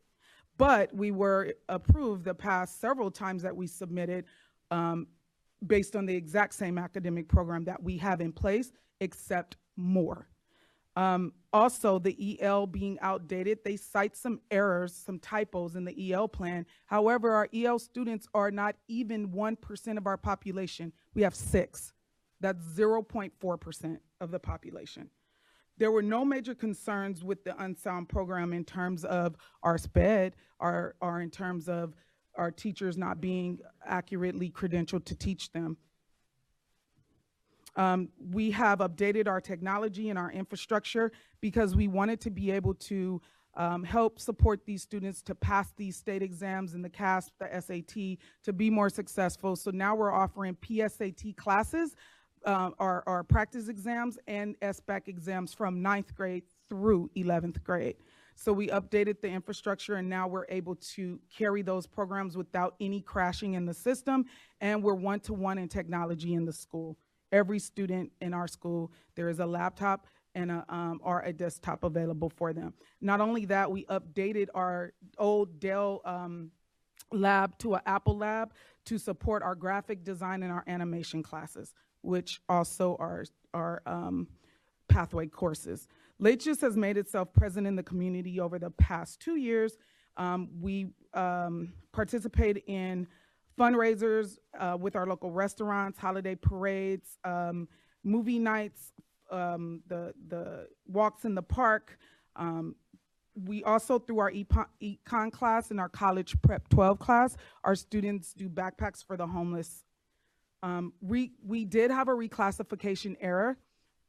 LHS reported that we did not meet the 50% reclassification threshold last year, 6 out of the 16. However, when the data was reported, we overlooked the 5 students that were no longer at the school due to relocation or graduation, and we accept fault for that reporting. However, 11 of the 16 actually reclassified, which has us over the 50% mark.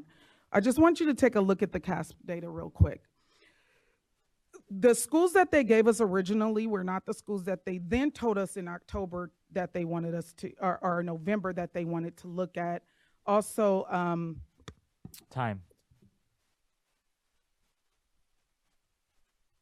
Okay, but also if you just look at this data, 77% of our students would otherwise go to Woodrow Wilson and Benjamin Franklin, if you're looking here. Everything that you see in green are the schools that we are outperforming that our students would also go to, but they didn't include those schools. We had charter impact data analysts to look and plug in our students' zip codes. 50% would go to Woodrow Wilson. Across the board, Woodrow Wilson is underperforming our school. 27% would go to Franklin. We're neck and neck with Franklin, except for in math, if you look at that. We also did the comparison schools. If you look all the way down, there's only one school on this chart that is a comparison school that is increasing over the years, and that is Academia Avance. If you look at the rest of the schools that were part of CDE's analysis, all of those schools are declining in scores every single year, and let me show you here. If you look at 27% of the students going to Franklin, in ELA and math over the last few years, they're dropping in points. Even though they may have edged us out by 1 point in English, they're dropping every year where we're increasing, even in the same subgroups. If you look at Woodrow Wilson, 50% of the students would attend there.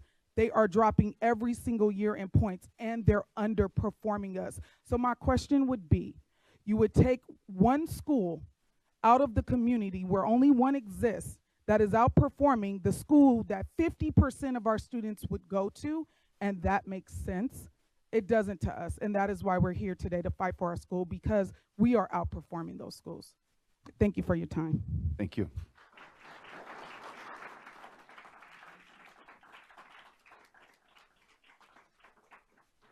And at this time, can we hear from the district and county representatives?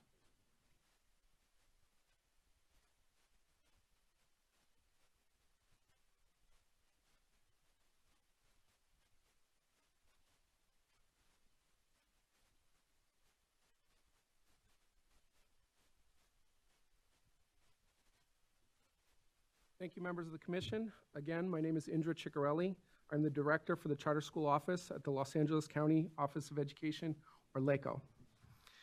After a thorough review, the LACO review team established that Los Angeles International Charter High School, or LAI, has not met the minimum academic criteria to be considered for renewal. The petition presents an unsound educational program. The petitioners are demonstrably unlikely to successfully implement the program, and the petition does not contain a reasonably comprehensive description of all required elements. Any of these findings constitute legal grounds for denial, and our board adopted these findings with a vote of 5-1, including board president signs.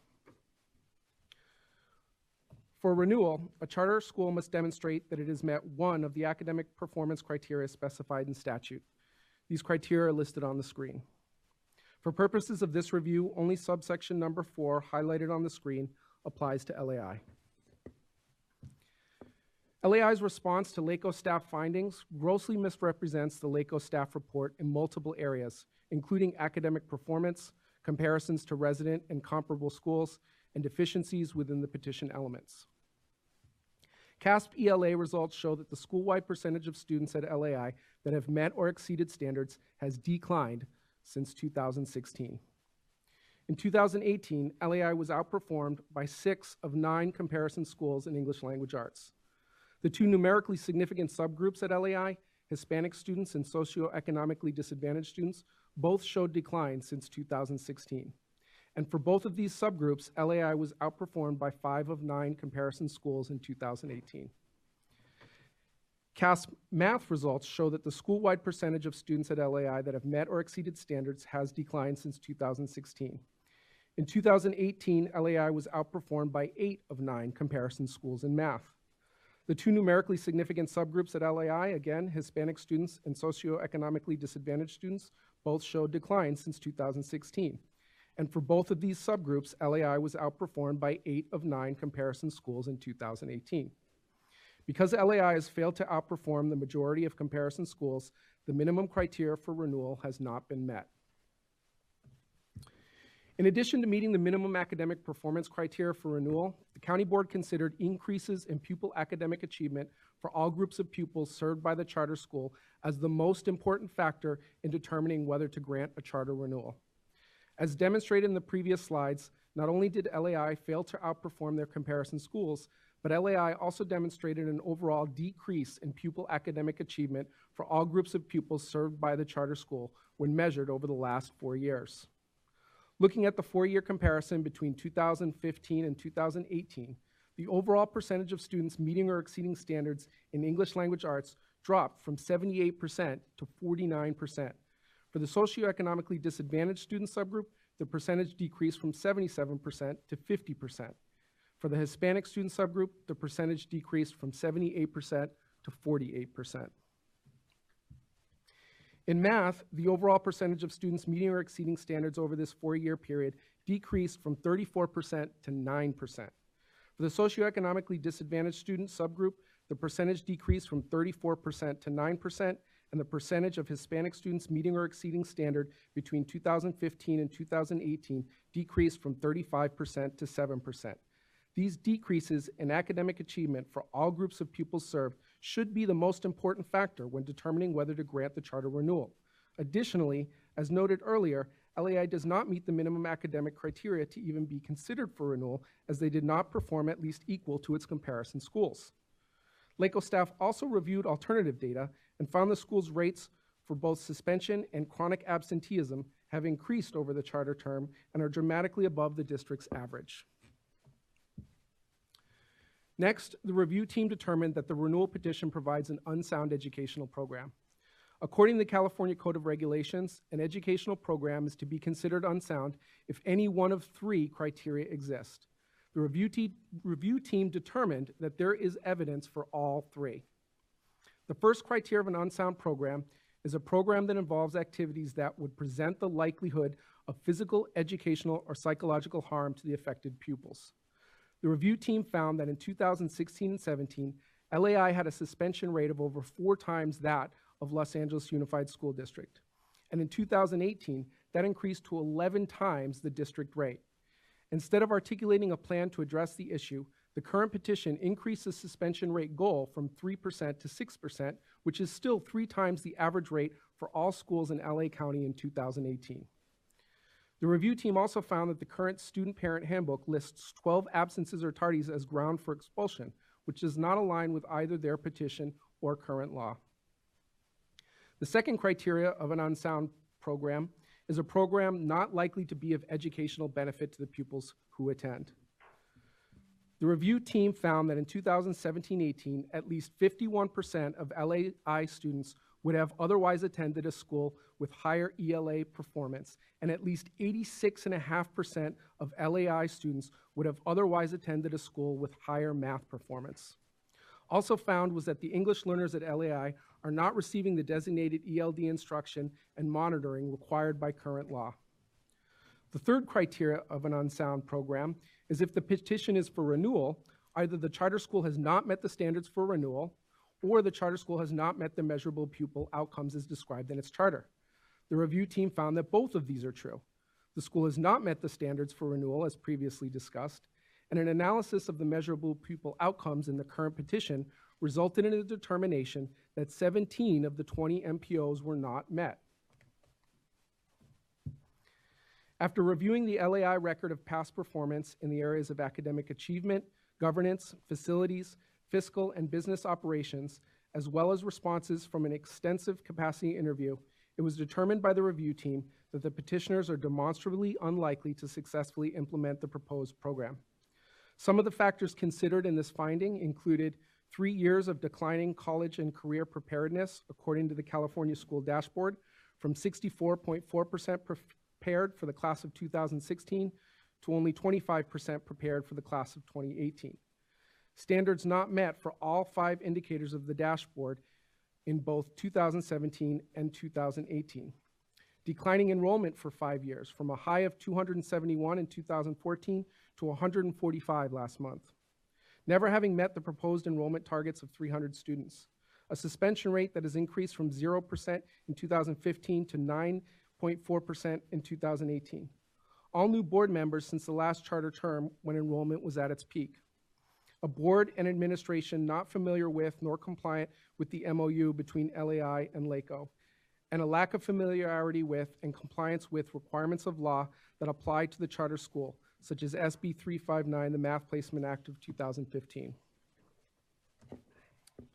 The review team found that 8 element descriptions are not reasonably comprehensive.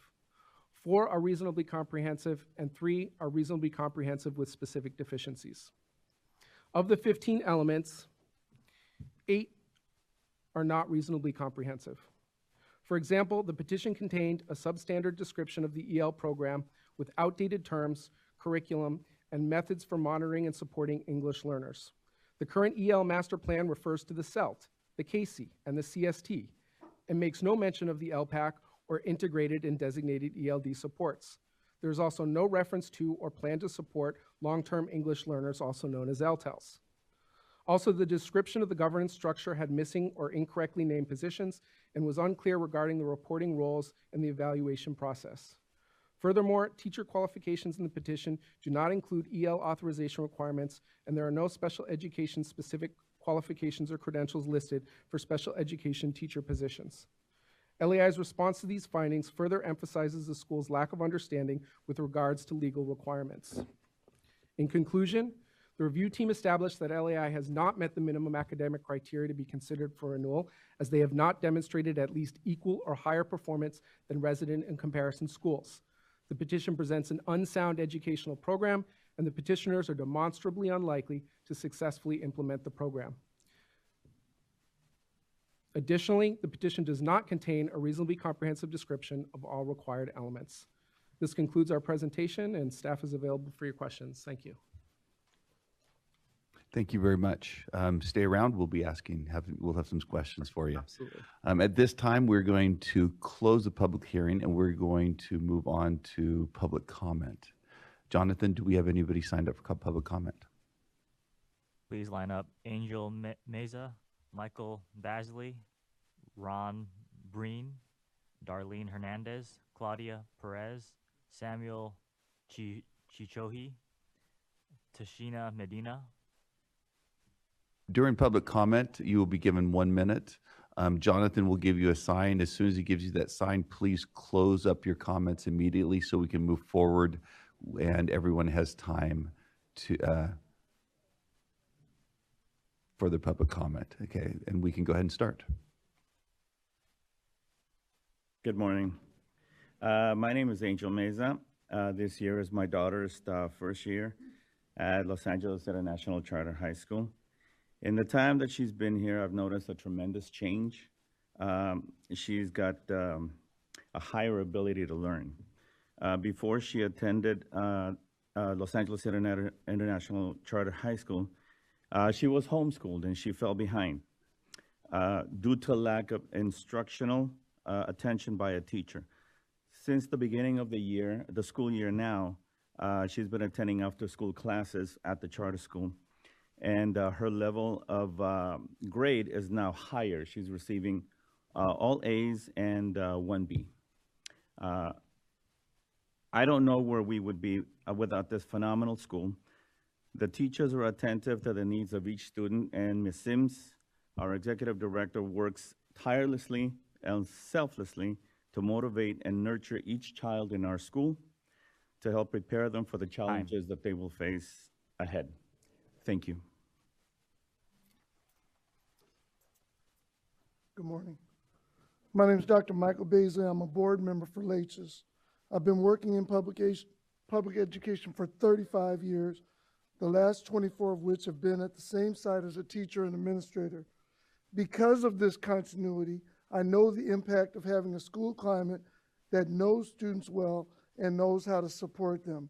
Thus, I'm asking this body to approve our petition. Unlike regular public schools and corporate charters, LHS has the flexibility and agility needed to meet the intense academic and personal needs of its students in real time. This is crucial as many of the students have struggled in these larger, less responsive environments to not only survive, but thrive in LHS's caring, sensitive, and highly attuned environment. I stand with the parents, staff, community, and most of all, the students in the fight to save this family of second chances and essential support against what Mark Twain would call would talk about the use of statistics.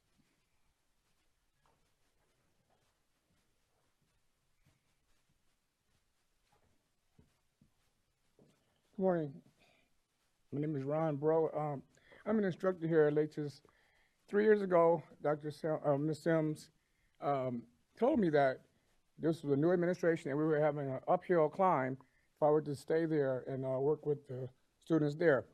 I've taught for over 20 years at public school, private, and charter schools. I stayed here and I met my students, and I feel like we have a family there. I've seen things go on here that I've never seen at some of the other places I've been. Our family atmosphere has done remarkable things where the students, just the other day, a student told me, you know, if I leave here, I can't even go to the unified school. I've been asked not to come there ever. So what would he do? I mean, you know, our atmosphere there, you know, we care about our students and we will not turn our backs on them. And there's just something that they need. They need us and we need them. And this community needs us to be there. I'm on the school side council and it's just something that's needed. Thank you for hearing us.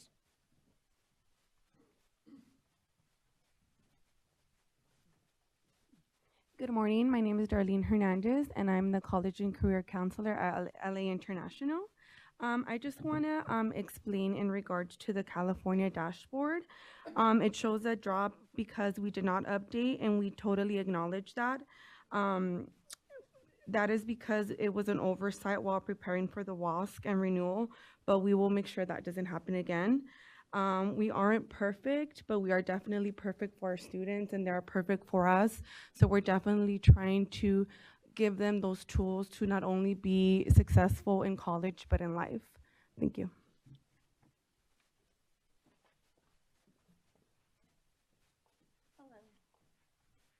Good afternoon. My name is Claudia Perez. I'm the current board president for LHS, but most importantly, I'm a parent. I have 2 current students at LHS, but I'm also an alumni parent. I've been involved with LHS since 2012. I can tell you firsthand how much the school has changed. It offers more electives. It gives the students more self-confidence to be able to do better. I'll tell you a little personal story. My youngest son is autistic. When I first took him to LHS, I told him, Mateo doesn't speak. He will not look at you. He has to have his own space. He will do his work, just don't bother him. Ms. Sims smiled at me and she said, oh, we're going to fix that. My son is a school mascot. He has, he's in the AP US History class. He has honors classes. He's got it. You hear him, he talks about Mr. Restrepo and all the wonderful things he's learning in science, how Mr. Moreno has turned him into a great artist. And he's just so proud, and he's gone out of his shell because of all the hard work that the teachers and the staff and everybody puts into not only him, but all the other students. So our community needs him. There are so many kids like Mateo. Thank you.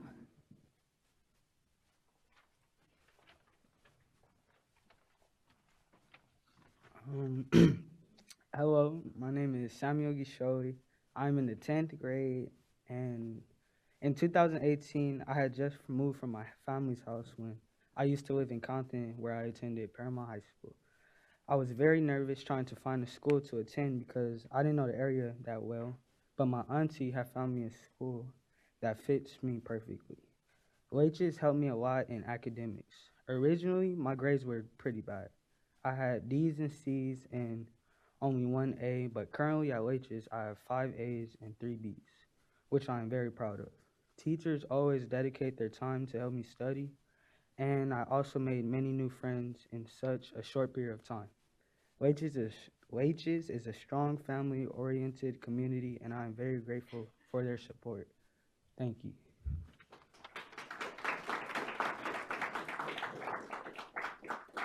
Please line up Damian Moreno, Luis Vega Jr., Mary Malin Miller, Jacob Molina, Maya Carrillo.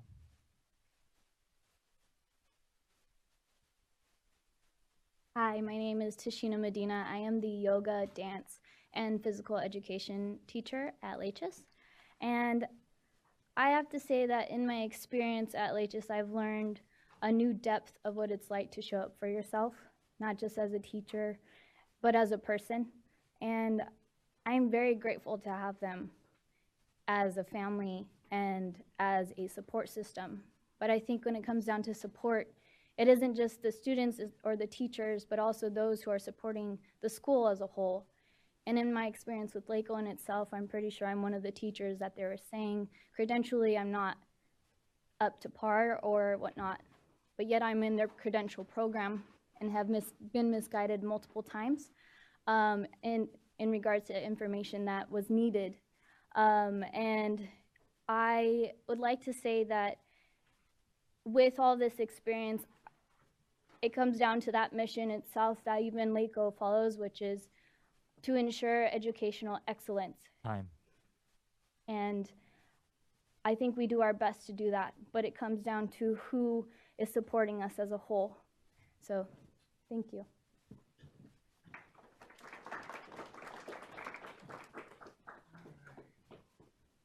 Good day. I am Damien Moreno. I am the visual arts teacher. I also teach graphic design, animation, traditional art, and Art 1 and advanced art. I would say that anybody that has experienced our school, that has experienced it firsthand, has seen the campus, has seen the students, the staff, everybody, could say that it's a unique environment. We're very supportive, we're very accepting, and we're an open environment that students feel free to be who they are.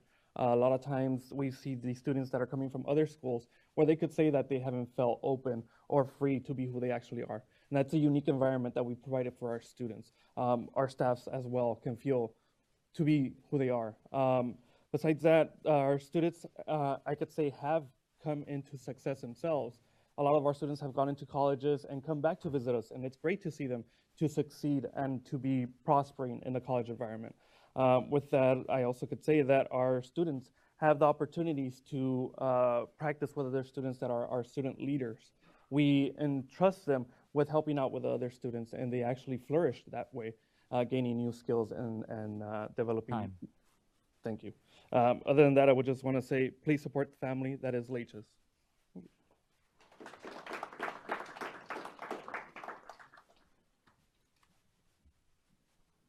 Hi, my name is Luis Vega.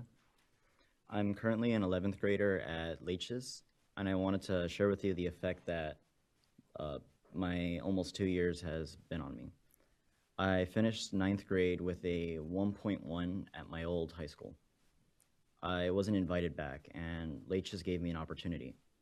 I graduated my 10th grade year with a 3.75. I'll be the first person in my high school, or in my family, to graduate high school, thanks to this opportunity. Thank you.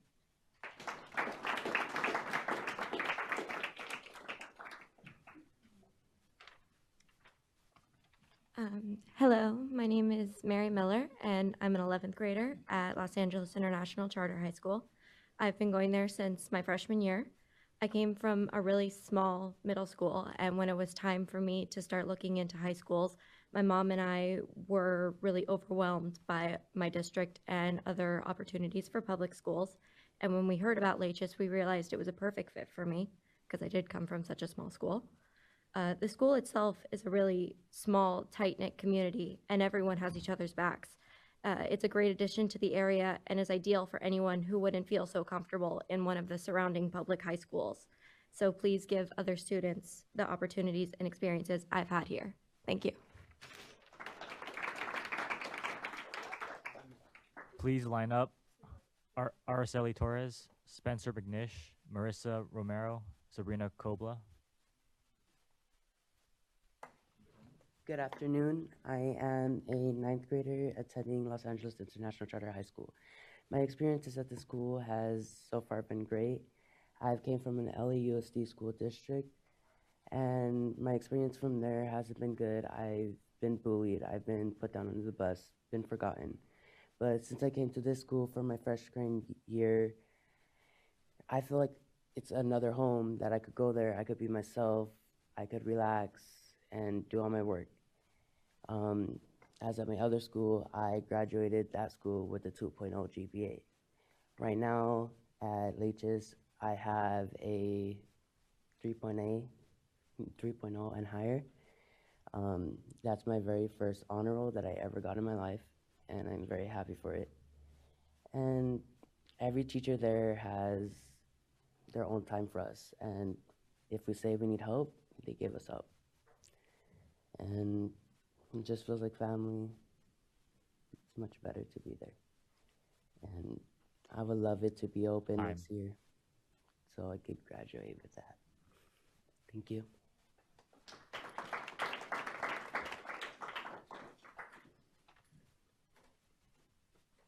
Good morning. My name is Maya Carrillo, and I'm a junior attending Los Angeles International Charter High School.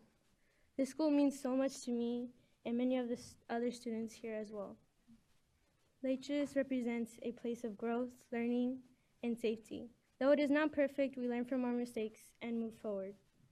The staff here shows so much dedication in helping students do their best. There is so much diversity in our small community, and we are taught that that should not divide us but bring us together. Even when we have our moments, we come together as a strong community. If Leches shuts down, many of us will be deprived of a great learning environment that other students and the next generation should get as well. We, the students, deserve and need Leches. Thank you.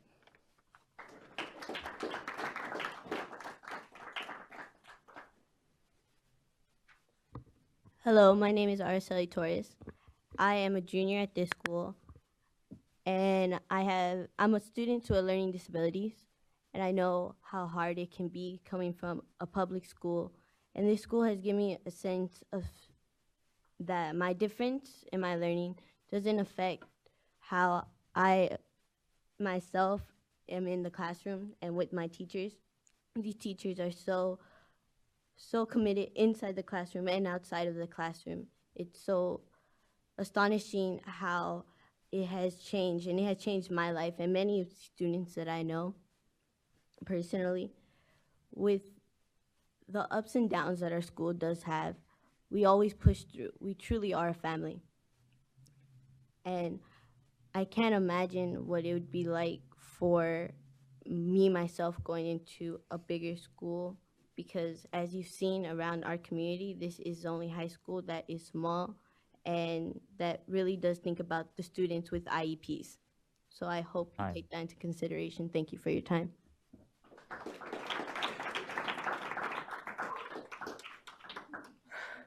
Hello, my name is Spencer McNish. I am clearly a sophomore, and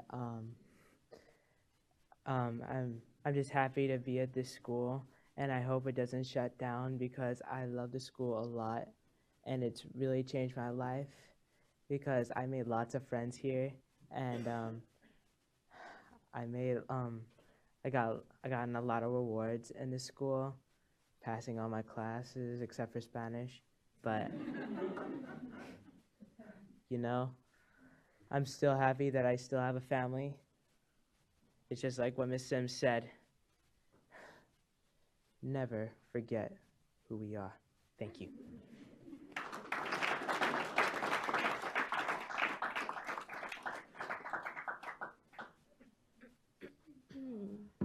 Hello, I'm Marissa Romero, and I'm a junior at Leches. I've been attending this school since my second semester of my freshman year. I left the first school I went to because the teachers weren't dedicated in helping me get the grades I needed. When I came to Leches, that's all the teachers were about. And because our school has focused on small classrooms, the teachers can focus on us more and help us achieve the grades and goals we seek. Thank you. Please line up Valerie Rodriguez, Nicole Rodriguez, Samuel Restrepo, Eli Pardo. Hello, my name is Sabrina. I'm a junior at Leches, and this is my first year at Leches. This year has been really good. I transferred from a public school where teachers didn't focus on our grades and education. So when I moved to Leches, it was a whole different environment where I felt the teachers wanted to see me achieve my goals and better my education. Leches has been a big impact on my high school years, and I hope I will be able to enjoy my last year of high school at Leches. Thank you.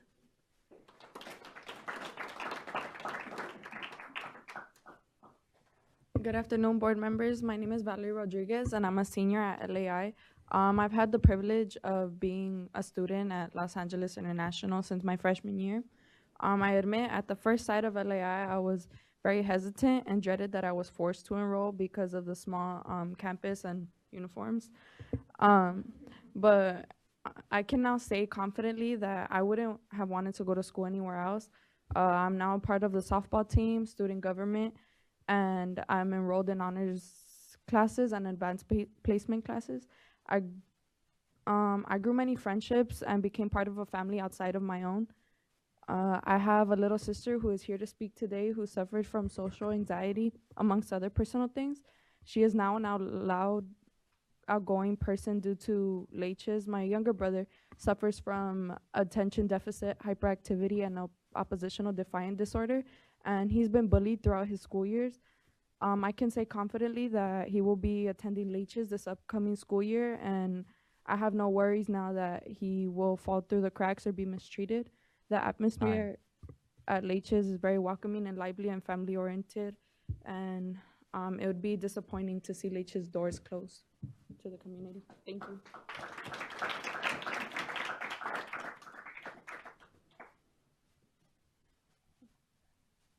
Good afternoon. My name is Nicole Rodriguez, and I am currently a freshman at LAI. Before attending LAI, was very self-conscious and had social anxiety. I wasn't confident, and it's very nerve-wracking being up here. But because of the close-knit community and the family that we have, I'm up here today trying to keep it open for my brother, because I'm sorry. I don't want him to be bullied anymore, and I know that won't happen here. So please keep it open. It has also helped me academically. I used to have B's, D's, and F's. I didn't like coming to school, but I can say confidently that I will be graduating with A's and B's, and I will get into a good college because of this school. Time. Thank you.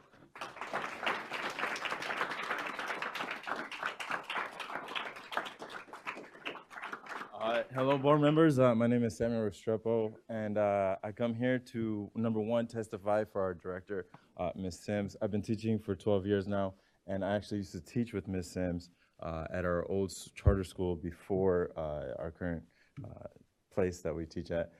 And her teaching style was something that I absolutely loved. She's a very strict teacher, but a very loving teacher as well. There's a lot of things that I model after her. She became the director of the school, and as a science teacher, I have many job opportunities because science is very open and needed in the educational system. And I followed her to the school because I believed in her, and I've seen improvements. I've seen the testimonies that these students are giving are absolutely true. It is a small, tight-knit community. I have been provided almost everything that I needed for a science classroom. Fully stocked. This is one of the first years that I've ever been able to do that or have that. I believe in these students. I believe in this school. I believe in this institution. And I thank you guys for your time, and I hope you guys approve LAICHS, Leches School. Thank you.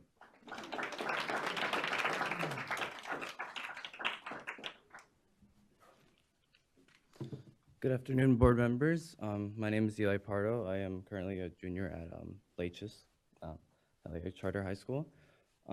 What I think Leches meant to me is that it gave me an opportunity of chance, and that unlike any other schools I've ever seen before, in middle school I had the option to really pick any high school I wanted, and there were so many big opportunities for me. I could be at big, schools, but a friend suggested to me in middle school this school.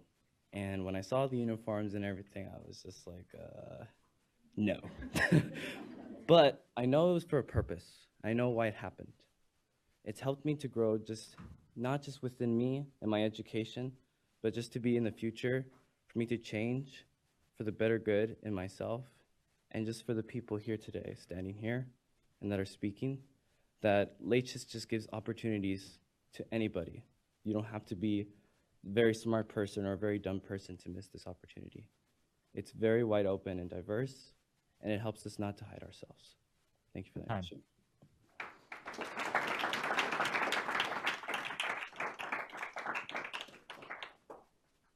There's no more public comment. Thank you very much. We appreciate all the public comment. Students, you did a fantastic job, and I know it's very hard to get up here and speak in front of so many people on a microphone, so you did a great job. We appreciate that.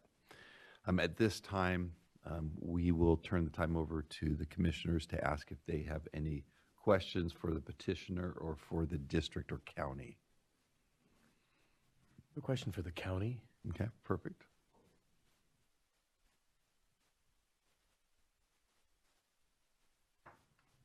Could you comment, please, on the petitioner presented the argument that the comparison schools were misaligned in your analysis, and that the vast majority of the students that are currently attending LACIS would actually have attended this other subset of schools, and that when comparing performance to that subset of schools, they're at least doing as well, if not better, than at least a subset of that group of students. Could you comment on that?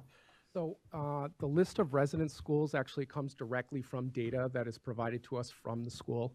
Twice a year, they give us a roster list of all the students that are attending their school and what their resident school is. We take that to create that list. Typically, our cut rate is 2.5%. Any school that is represented by 2.5% of their student body becomes one of their resident schools. So I know in their response, they mentioned that they felt like Alhambra shouldn't be part of that list. That did represent 3.2% of their students would have otherwise attended Alhambra as their resident school. The one they substituted, Would you mind, I don't know if your screen Yes. could come up, because I kind of had that question, just, excuse me, to the chair. But is it possible to show that chart, the schools? Because you have that in your head, and I would like to see it too. Right. Possible.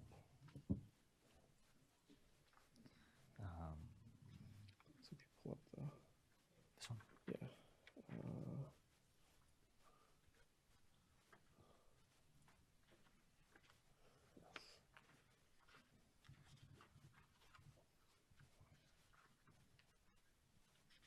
So yeah, so there's our list of schools. So that is actually both resident and similar schools.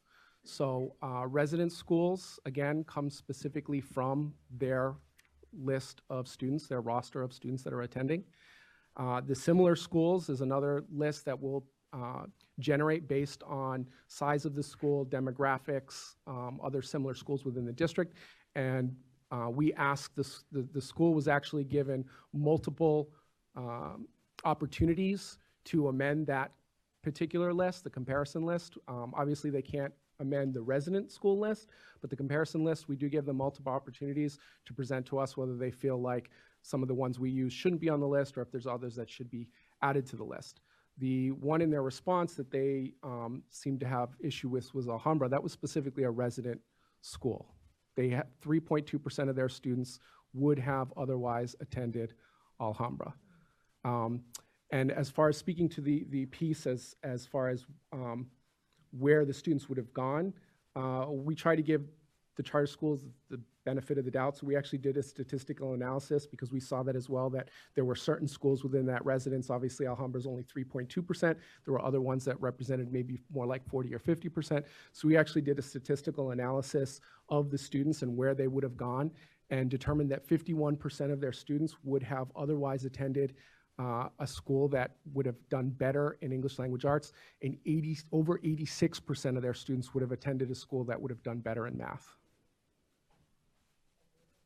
Similarly, they present some data about college going, college acceptance, which I recognize is not specifically in ed code, but can you, I mean, does your, I mean, obviously your office does site visits and works closely with the schools. Do you feel as though this school has created a positive college going culture, and that despite what are clearly some very concerning standardized test scores, do you agree with their assertion that the college going and college going culture at the school is better than the schools that they would have otherwise attended and or the comparison schools? Well, I think, again, as you note, that's a difficult piece to try to grab some data. That's not necessarily something that we can verify, but having looked at data that we can verify, we did note that the college and career readiness has declined over the periods of this charter term. We also note that the WASC report that they did get accredited by WASC, but one of the issues that WASC noted was the rigor within the lack of rigor within their classrooms. And then I would say that the third piece is we did look at alternative pieces like graduation rate, and I know they will say that their graduation rate has increased most recently, but when we look at those 9 comparison schools, again, even most recently, still 5 of those 9 schools have a graduation rate higher than LAI.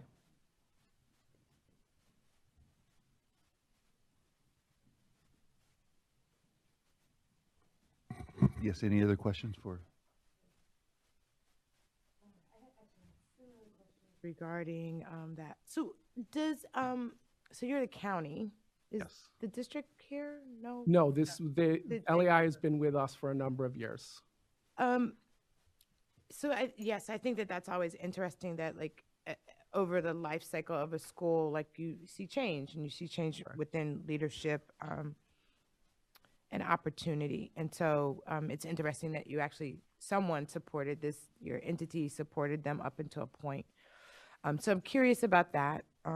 I think that it matters when there's trauma and tragedy inside of a school site. I'm thinking a lot about in Oakland, Oakland Military Academy, where there was like tragic loss of teachers and things like that. And we saw plummeting of scores and the community really not doing well in that process. So sometimes people will actually consider that, and at times they don't. But I do think that that's important to see that that's in the lifespan of it.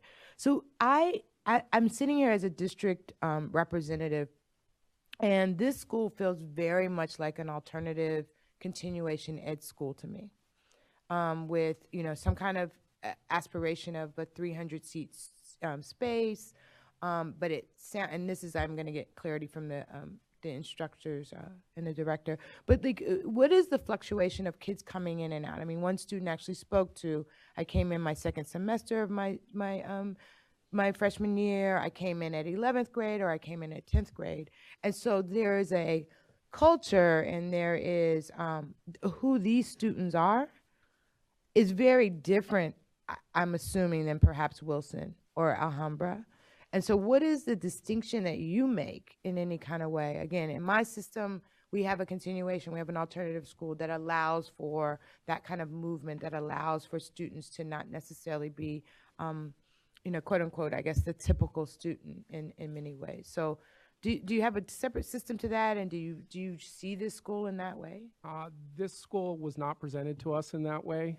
We do have other schools within our portfolio, charter schools that are alternative schools and have applied for DAS and are officially DAS schools, dashboard alternative schools. And so in the sense that they have applied for independent studies, does that, I mean, at what point would it even, as an authorizer, would you see, would that be a positive shift for them?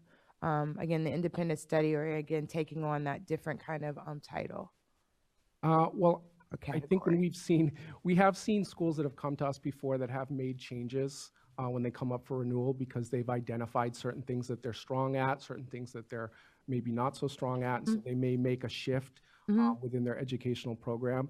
I think with this particular school, though, we didn't see that. We didn't see them really identifying a positive reason for some of these switches. And as an authorizer, that's not anything that you identified. It was just pretty much based on what they had been for the last 8 years or so many years, right? So there wasn't a recommendation as an authorizer to kind of look at these strengths or where they may lean into. Okay. These are not necessarily. We do ask for an annual report every year where they are reporting out on their specific MPOs and goals and what their action plans are. Thank you. And I'll reserve time. I want to speak to the board members, and I want to speak to students eventually as well, but no more for staff. I have a question. Looks like the school's been around for 15 years or so. How long have you guys authorized them? Two terms. 2 terms. 2 terms. And then And I would say if you look at the enrollment chart within our report on page 2, I think that sort of is a good visual of what we saw. That when the first time we renewed them in 2013-14, they really were doing very well. Enrollment was at an all-time high and was on the rise. Academically, their achievement was on the rise and at an all-time high. And very shortly after that, there was a large change in leadership and in the board, and there were different changes at the school. And we really saw not only a significant drop in enrollment, but a significant drop in the academics and across the board in almost all areas. We saw that drop, and you can see that visual pretty clearly on page 2 of our report. So you mentioned earlier that they give you annual reports on their data and their goals.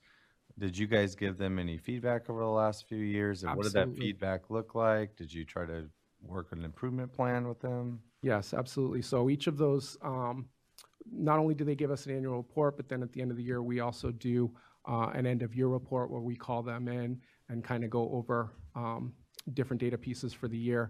In every one of those, we've noted certain concerns. We've asked for action plans. They'll give us action plans to try to improve those. We'll give them recommendations as far as training, different resources that we can provide them. So absolutely, that is something that is noted throughout the charter term in each of those. So did you feel that their responses, they were responsive, their action plans were strong, they had a good plan, or? And you can maybe speak to that as a coordinator. Sure, and good afternoon. Indeed, as you can see, Ms. Sims is a very passionate director. To the degree to which we brought up topics that the school may want to take under advisement and consider, she was very open to that. The actual implementation of those things shows up in the data and some of our monitoring of the school. So having a conversation about what might be things you might want to lift to the surface or take advantage of is different from the actual implementation. Thank you very much. I have one question. They had mentioned in their presentation regarding inappropriate conducted visits. Do you know what that's referring to? I'm not sure what they're referring to. We do site visits for all of our schools. Typically, we do at least 2 a year, but there are schools that will do more than 2 a year. Per our MOU, we can make unannounced visits as well. And how have those visits been? Do you know do you have any data on those visits or any information? Sure. And actually, I attended the initial visit that we had this year. This year was really about renewal criteria. We wanted to make sure that they were on target with that. There were definitely some areas that we needed to clear up in terms of how they were going to present their renewal data. Always giving feedback about the instructional program. And again, the reception is there. One of the issues with the kind of the staffing of the school when you contrast the initial term when they had it, is that it's such that they have a director and there's a position called curriculum specialist which functions as a principal position. And to her credit, Ms. Sims tried to fill that position, but that position was filled temporarily. She hired someone that didn't work out, and then she moved a teacher in that position, subsequently having to move them back into the classroom. And so some of that organizational lack of staffing, in my opinion, from my site visits, did impact the educational program. Okay, thank you. Do you have another question? Just you noted that the WASC report had concerns about rigor, and you mentioned that you gave feedback on instruction. What was your feedback on their instruction? Was it similar to the WASC report? Was it different? I think that all schools can always keep their point on rigor. My feedback was more along the lines of the interventions that they would need as a result of students not acquiring the knowledge that was first put in front of them. And to their credit, the school did put intervention courses in place in the area of math and language arts. Again, our job as an authorizer is to look at the renewal data as it comes out. And so we can champion the efforts of a petitioner of a school to try those implementation of interventions. But at the end of the day, we have to look at the data, the results of those implementations of that intervention. Thank you. Thank you. At this time, we would like to have, I have some questions for the petitioner, and I think some of the other commissioners do. Thank you. Can you address real quick, I saw that you have declining enrollment. Yes, so this was also explained to them in its public record. We initially had 7 acres of land. In 2016, prior to me even knowing anything about this school, the former board of directors, it went into a leasing contract where we would only be able to use the actual acres that the school building is sitting on. So the other 5.5 acres no longer belong to us. So we can't house them. Prior, they were using those acres and they were able to there were classrooms there. I heard that there was once a gym there. They had use of the land. We don't have that anymore. And I will tell you this, and this is my problem with LACO. They're not doing an in-depth look at our school. Prior to 2016, when we had the spike in enrollment, that spike in enrollment was only for 2 years, and that was when local schools shut down. Charters were closing. They were coming to us. But look at the numbers before that. They always set between around the 150 to 180 mark. Once those students graduated out, the school has leveled back off to what it was and what it was before getting those enrollments. Also, another thing that we discussed with them is that even after what happened in 2016, 2 years isn't long enough to make a significant climb and jump 40% in performance. But we did climb.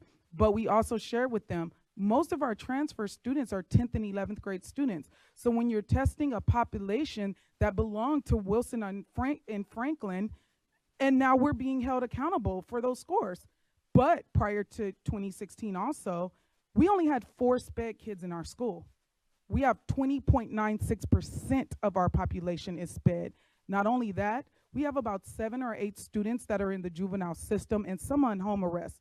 We don't turn kids away. Our mission says we will educate you no matter who you are, no matter what you look like, and no matter where you come from. We are giving students like me, Mr. Bro, Mr. Restrepo, a chance that they would not otherwise have because they don't feel safe unless they're with us. To LACO and the outside world, these are students. I've never called them students. These are my children. This is our family. Then this is why I'm so passionate about this, because you can't expect a school to change and be able to make an increase as significantly as they're expecting in 2 years.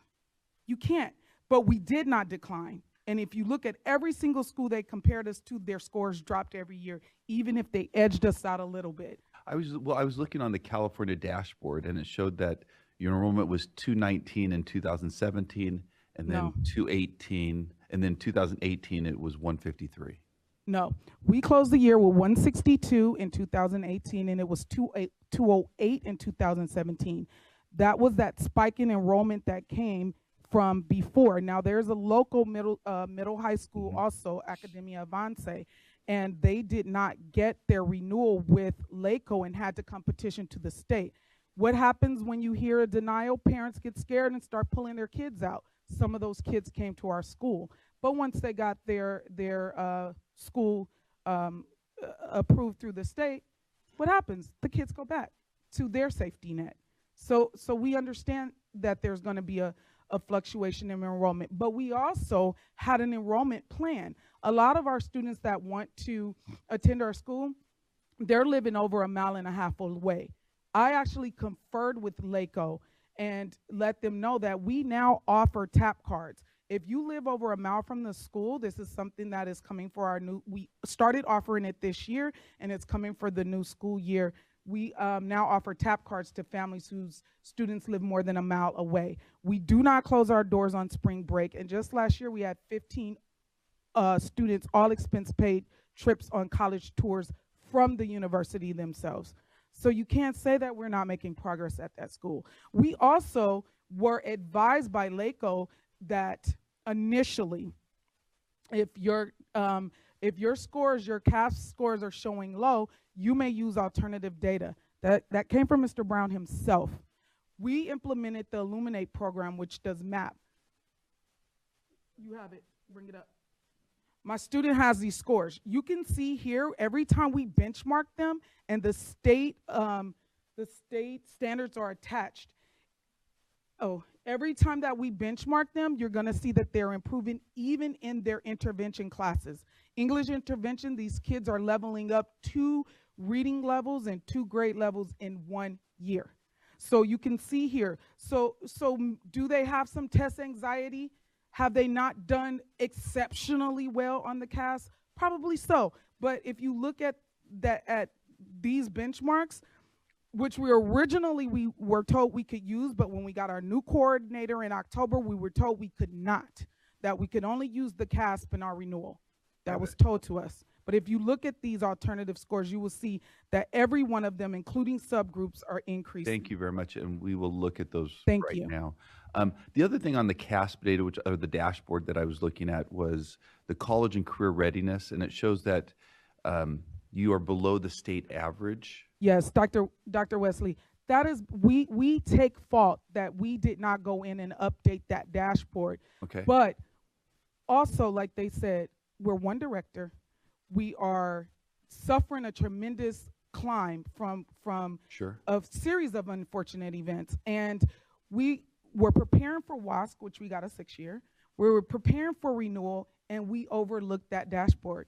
Okay. But our kids, last year, we had a graduating class of 38, 36 were accepted to a 4-year university. How are we not preparing them for college?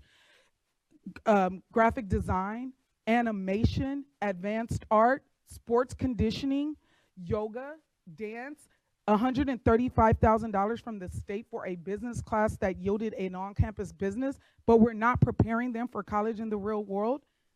I can't wrap my mind around that. And then the last question I had, so that other commissioners can have time to ask their questions, is you did say you had the district or the county had inappropriately conducted visits. What does that? What did I that believe mean? that when Mr. Brown was coming to our school, Mr. Brown would sit with us. We would go through the program. We talked about the Illuminate, which is now with this data that you see. Implemented that as instructed. We talked about intervention class, implemented those. In October, they assigned us a new coordinator. That new coordinator, one, has not given me any written feedback. He conducted 2 visits within a 3-week period. And when I say a 3-week period, it's because the first one was November 14th, which he came to. We were out a whole week for Thanksgiving, went to school a week, was out 2 more weeks, right, for Christmas. He came in on the 7th of January to conduct the spring interview. To date, I do not have anything from them, from recommendations, accommodations, improvement, nothing. And it was not the truth when he said that they gave us an improvement plan. We've never received one. And the MOU that they said that we got, that was back in 2016, the MOU violation, 2016, before I ever even was at the school. I had no idea what this violation was, but we've not received another one. What did they ask for on the second visit? He didn't ask for anything. He came and walked through the school. On the first visit, though, he came and I asked him about a message I received from him, where he stated in the message that LACO does not believe that we should add the material revision for the independent study or the middle school. And I told them, but if increasing enrollment is the problem, and there is no middle school in the entire city of Herman, the nearest one is 2.8 miles. We got approved for Prop 39, and we would open it 1 block away at Bushnell Way Elementary School. And he said that they advised that we not put that into the charter. This was 2 weeks before we even turned in the charter petition. When he came to the school to meet me that day with Mr. Brown, he said, I never said that. I had to pull the text message up and show him his voicemail. And then he admits, oh, we discussed that some time ago. Okay. Thank you very much. Now we'll turn the time over to other commissioners to ask any questions they have. Can you just share with me a little bit more of the story? You mentioned something happened that a few years ago, and there's a big amount of loss, turnover, all those different things. How many of those students are still with you from a few years ago? I know that people graduate out, but ninth graders. Our senior class is still with us. This happened in 2016, so they would have been freshman, sophomore at that time. And they So would have this tested entire last year, senior right? class is still with us. So the test scores of the 11th graders from this last year, those have been with you all since ninth grade? No, not all of them. So we've also enrolled new students in the past 2 to 3 years as well. Of those students, and I have it on my particular slide, but my slides aren't up anymore. But of those students, there were 11 that were tested that had not been with our school before. So you take into consideration, 11 we have out of some how of many? our. How many total? There were 11. One grade level. Yeah, but how many in that grade Let level? me show you. You Hold said on. 11 were not with you before. Correct. Okay, so hold on. Let me pull up this slide.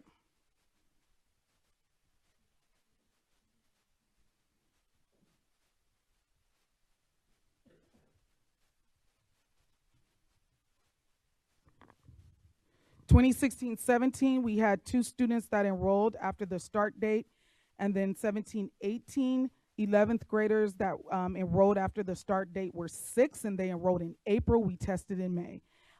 Were 6 that enrolled after the start date, and then 4 more that enrolled in April, and we tested in May. Those kids were not even on our campus for a full year. That's 10.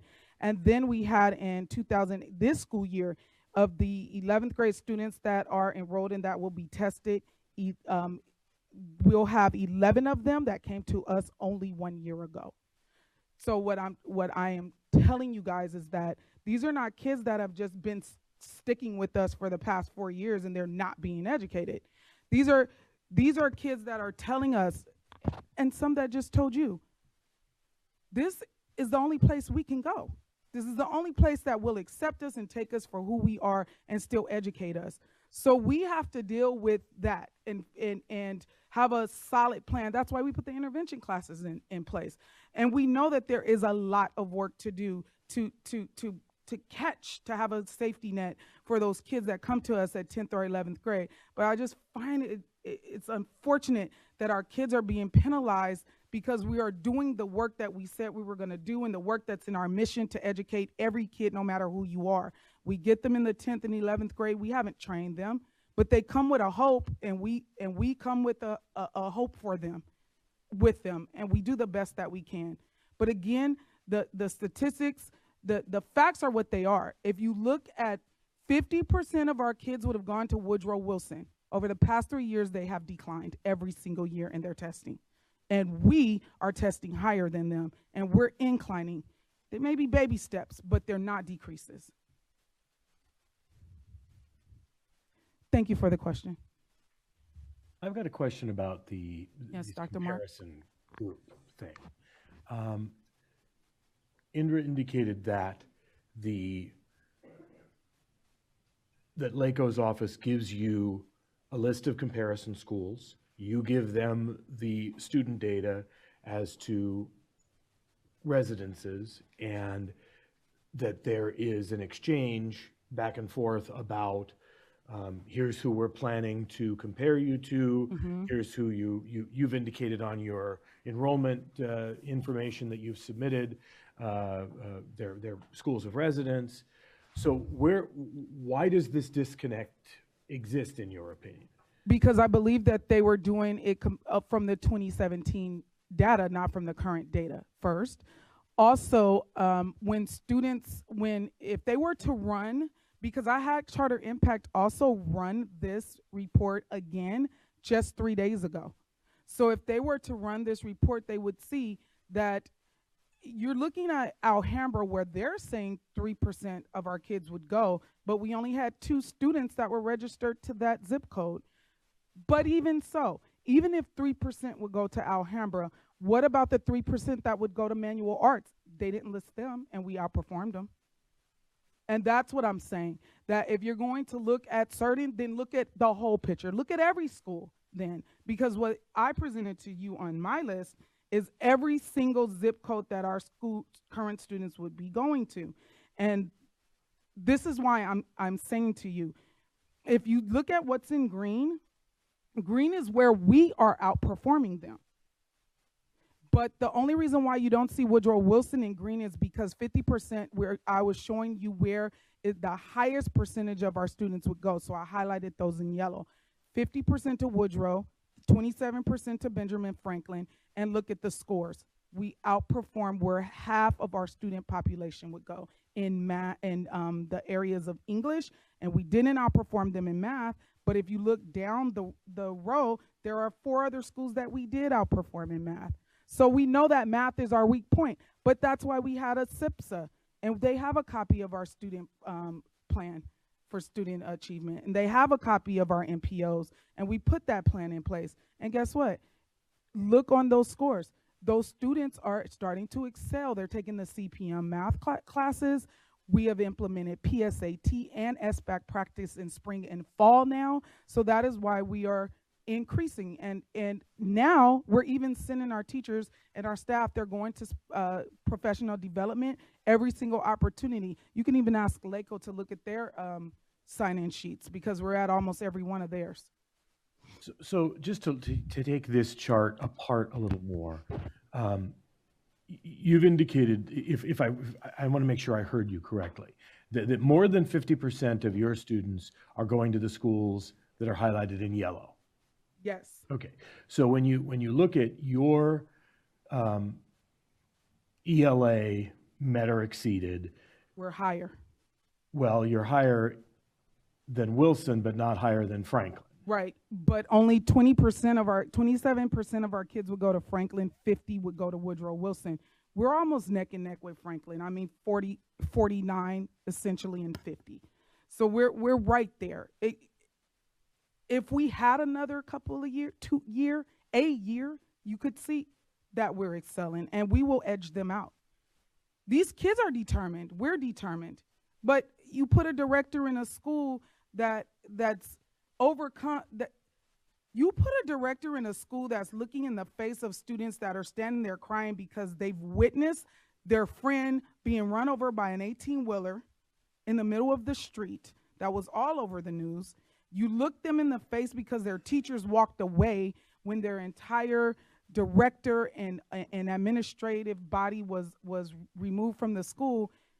And you have to go home and you have to do some soul searching and figure out, how am I going to help these kids? And is this school really doing what it's supposed to do? If we had 4 special ed students in 2016 and we have 28 now, that should tell you that we are servicing the kids in our community. Do we have to pay for it in testing? Yes. But guess what? That's okay with me because those kids are capable and they're willing, and we're going to do whatever it takes to get them to succeed as well. They're not lost causes to us. I absolutely understand and agree with that. I want to speak to what sounds like you inherited a mess. A mess. Okay, so you used the word that I was saying. I was trying to come up with a politically correct way to say that. We're not here to horse and pony. We're being honest about what we have here. So you inherited a mess, and it sounds like at least part of that mess was in some way either caused by or contributed to by the governing board that had, and I don't know any of the specifics of it, and I don't necessarily want to drill down into it, but it sounds like things like what you described in terms of the governing board saying you no longer are going to have access to these other acres on the property, and so you can no longer offer classes in these other spaces or have access to a gym or whatever. Is the current governing board trying to reverse some of those decisions? Absolutely, and guess what? So is Herman. We now have our own neighborhood city council. So the land developers have been having meetings with the city council, and they will tell you, I attend every one of them, even if I'm at work till 11 or 12 o'clock at night. I'm attending these meetings because they're telling them, how are you going to come and put some condos on that 5-acre of land, block off this school when they don't even have a gym? So our city council 14, our neighborhood council, the school, the governing board, my babies, and these teachers, we're all banding together to get what we need on that campus for these kids. Right now, our kids are walking across the street to the park, or we've cleared out the teacher parking lot to create a volleyball court, an eating court for them. They tore down our administrative building. So we're using the building that used to be the dance room. So we've made do with what we have, but we've even gone further to sacrifice, because we don't mind if we don't have a parking spot, but they have a place to play basketball and volleyball. They now have a covered eating area. They don't have to stand out in the rain and do those things. And we're working with our community to better that land so that these kids can, and if that doesn't work when the lease is up, we'll look to relocate there in the Herman community. We're the only high school there. They need us. My last comment is, or question, is that when you are looking, when you developed this comparison list, were you looking, was the data that you culled exclusively the 11th grade population, or are you looking at the entire 9 through 12 population? We did both. So on this data right here, this is 11th grade, okay? But I called the analyst from Charter Impact, and they pulled every single zip code in our school, and they inputted it into a neighborhood finder, and that's how they were able to tell us, you know that 50% of your schools are going, your students will go to a school that's underperforming you, correct? We knew that. We knew that we would have a certain percentage of our kids that were going to manual arts and they're underperforming it. We knew that we had about 4 or 5% of our kids that would go to Maya Angelou or Jordan High School and they're underperforming us, but they were never indicated on the schools list that we received. But let me correct this. We never sent a list to LACO. LACO sent a list to us and said, these are the schools we'll be looking at. And I understand that, but what I heard the county say was two-pronged. There are the lists of actual students enrolled, which you send them twice a year. Correct. Which is an automated system, whatever that is. But then there was also them sending you a list of, here are the schools that we are planning to compare you to, and you, according to LACO, had an opportunity to react to that. Did you say to them, no, we think these are the schools that you should be comparing us to? So we have an email. We have email threads. Yes, I said, this isn't the list that Mr. Brown gave me last year when we started to write the renewal. So we have to go in and change this and change that. And it was 2 weeks before the petition was submitted that we got this awakening that we were going to be looking at these other schools instead. And you did send them then some response that said, we don't agree with schools X, well Y, and said, Z I don't being feel on like the this list. is fair. Okay. Thank you. I have a question. You've kept bringing up Woodrow Wilson and manual arts. I'm confused because I do want to recognize that you are yellow in English language arts on the dashboard, and that is higher than those schools. But you're not higher in math with those 3 schools. Math is our right. So English language arts, yes, you outperform them, but you don't outperform them at Woodrow Wilson or at manual arts. So I think it's important, that we... And that's what I acknowledged. I said in English, we do, but not in math. But look at the other schools that they would go to. At Sotomayor, they have a 0. Right, so Sotomayor stands out. I saw that one. We outperform Dimely. They have a 4. We outperform Maya Angelou. Well, I'm going off the dashboard. So when you're saying 50% of our kids would go to Woodrow Wilson, I pull up their dashboard, and then I look at their color, and you have red and they're orange, and then your distance from standard is greater than theirs, and then you talked about manual arts. So we do acknowledge that math is our weak point.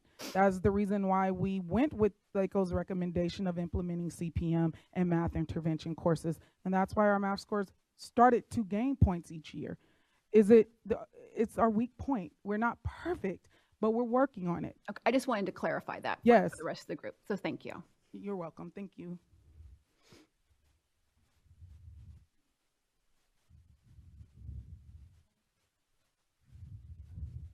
So I think I'm most concerned about, is your board member back in the room? Which one? I don't know. Oh, a couple, sorry.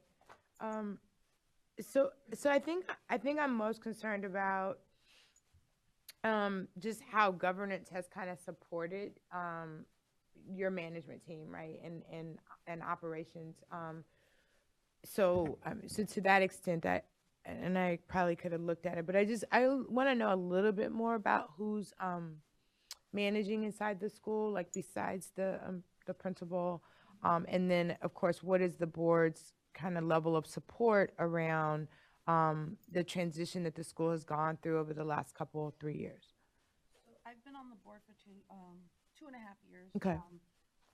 When I first joined the board, I was just a board member, and then all of a sudden, the existing board that was there at the time, they left, and I became the president. As a board member, we work hand in hand with Ms. Sims. We work hand in hand with Ms. Sims. We oversee all the finances. Any decision that she makes, she runs it past us. We talk about everything, anything. Everything's open for us to look at any time. We can walk in, we do our visits.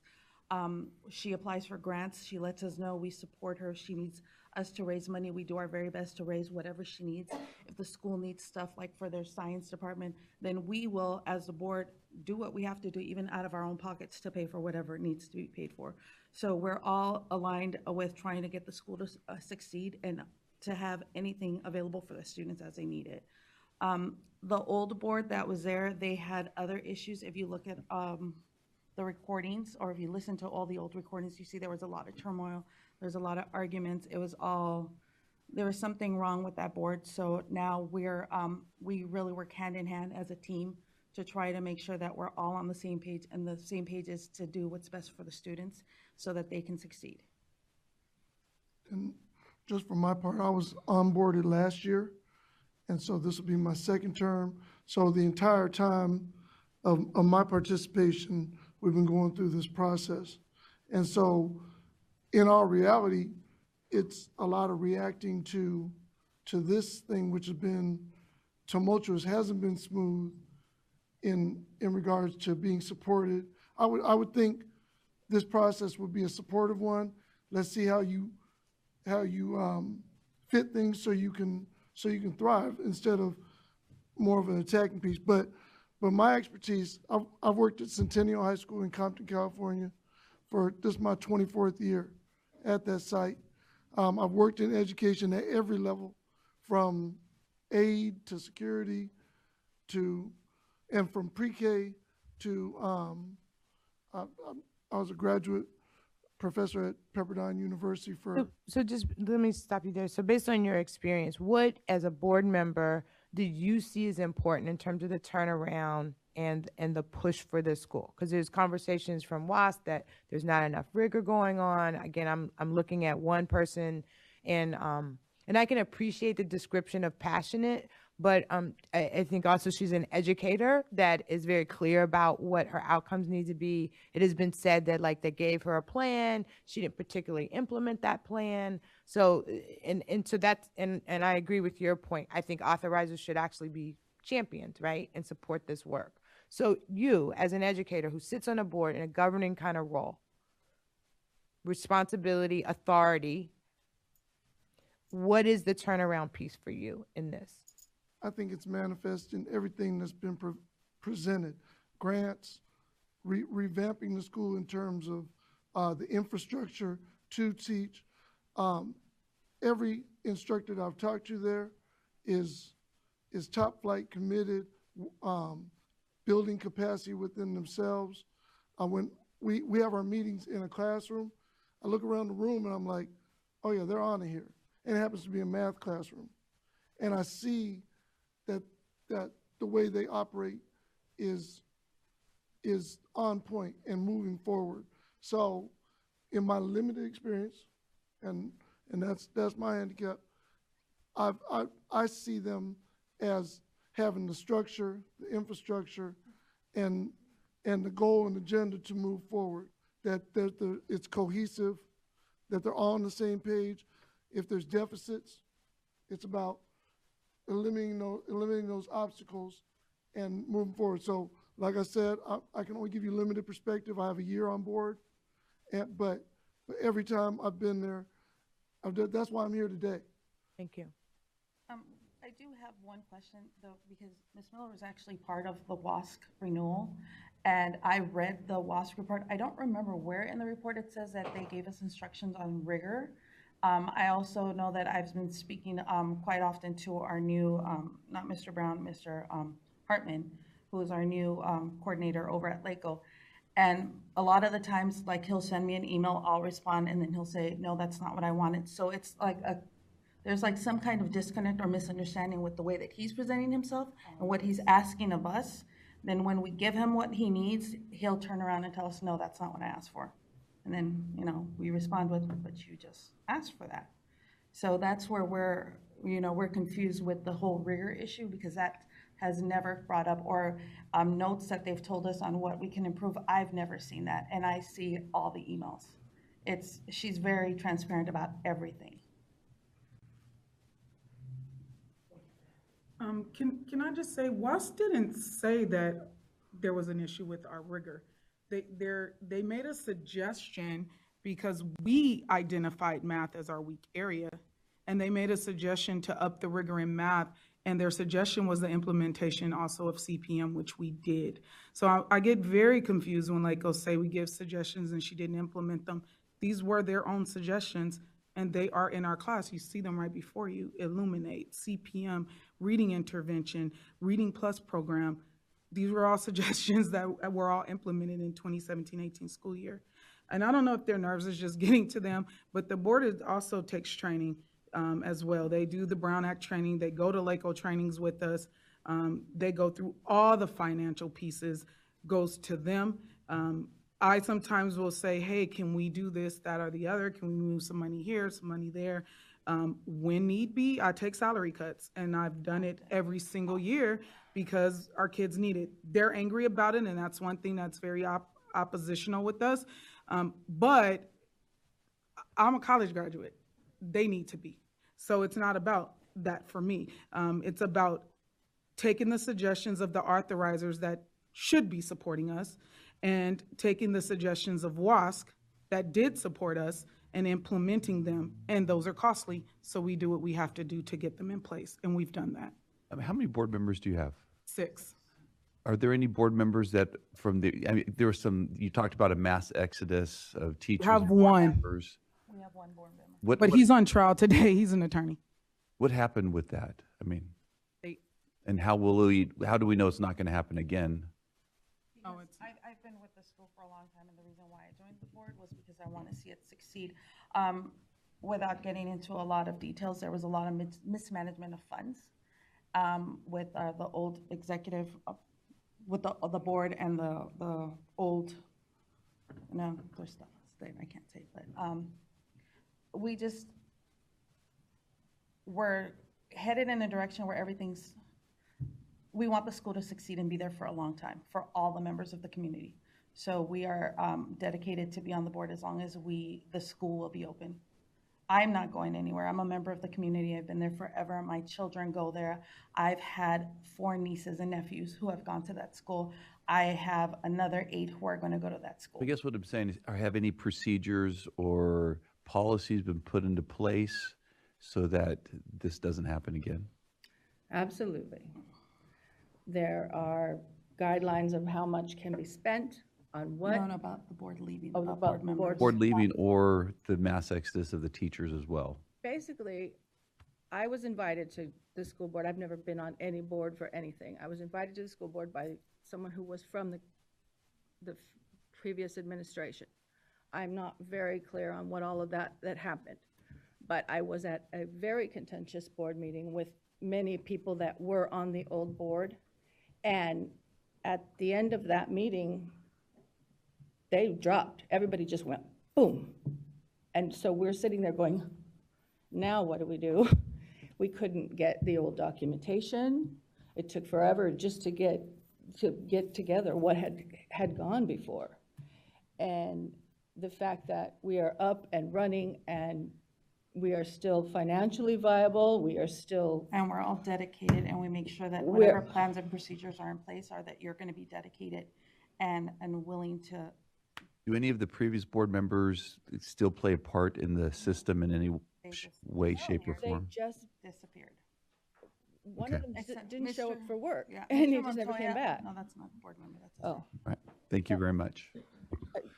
They've been on board As long as you know. except He for has. him, but they've been on board as long as I've been Yeah. at the school. Okay. But I inherited this, Yeah. you know, but we asked Mr. Baisley to join the board because I saw that there was a need in terms of math improvement, and him being an educator, we needed an educator on board that can give us better guidance, and that's what he's been doing. Great. If you listen to the board meetings, you'll hear that they do provide that. We support also and have guidance. alumni who are business owners who are also part of our board as well, because they want to give back to their school and they want to see their school Yeah. succeed, so. And we have alumni that work in our after-school program. Right. So our kids, they don't go away.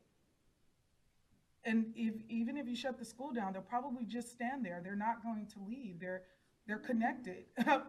Even the alumni are there at the school. They just don't go away. Thank you very much. Commissioners, do you have any other questions? Questions for the students, and I unfortunately didn't really remember all the names. I remember the first young man that spoke, maybe the first and the last, and maybe someone in between. Would mind coming forward? Any student that basically came into the school mid-year or after ninth grade.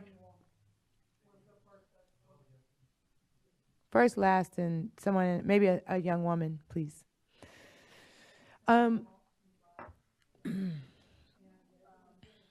Great, thank you. So I wanted to, you were very clear about your educational process. And for at least a couple of you all, Samuel, is it the first person who spoke? You spoke about basically getting C's and D's pretty much at the other schools that you're at. Now, I was just very curious to know, like, what was the shift for you? What changed for you inside the school, and why do you think you began to perform better?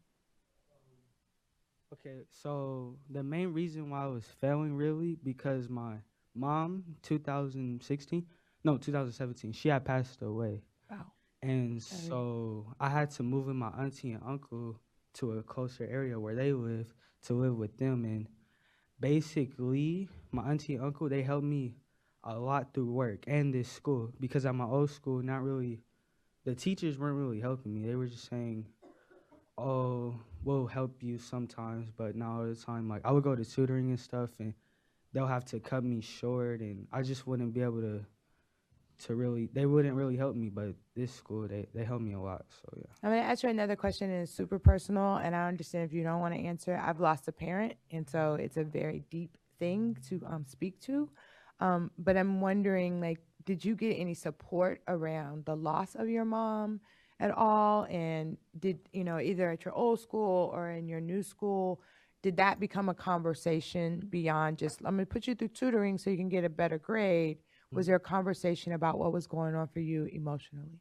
There was lots of, well, because me, like, back then, I really didn't speak about it a lot, but now I sometimes go to therapy a little bit, and I would just talk about, like, we would just talk about what's going on, and so they would just try to, like, just express my feelings a lot, yeah. Great, thank you. I'm going to ask this question to actually all of you. What do you think would make the enrollment in your school go up? Because there's a conversation about that there's declining enrollment and maybe it has to do with the facility. But in your mind, in knowing your community, what would attract more students into your school?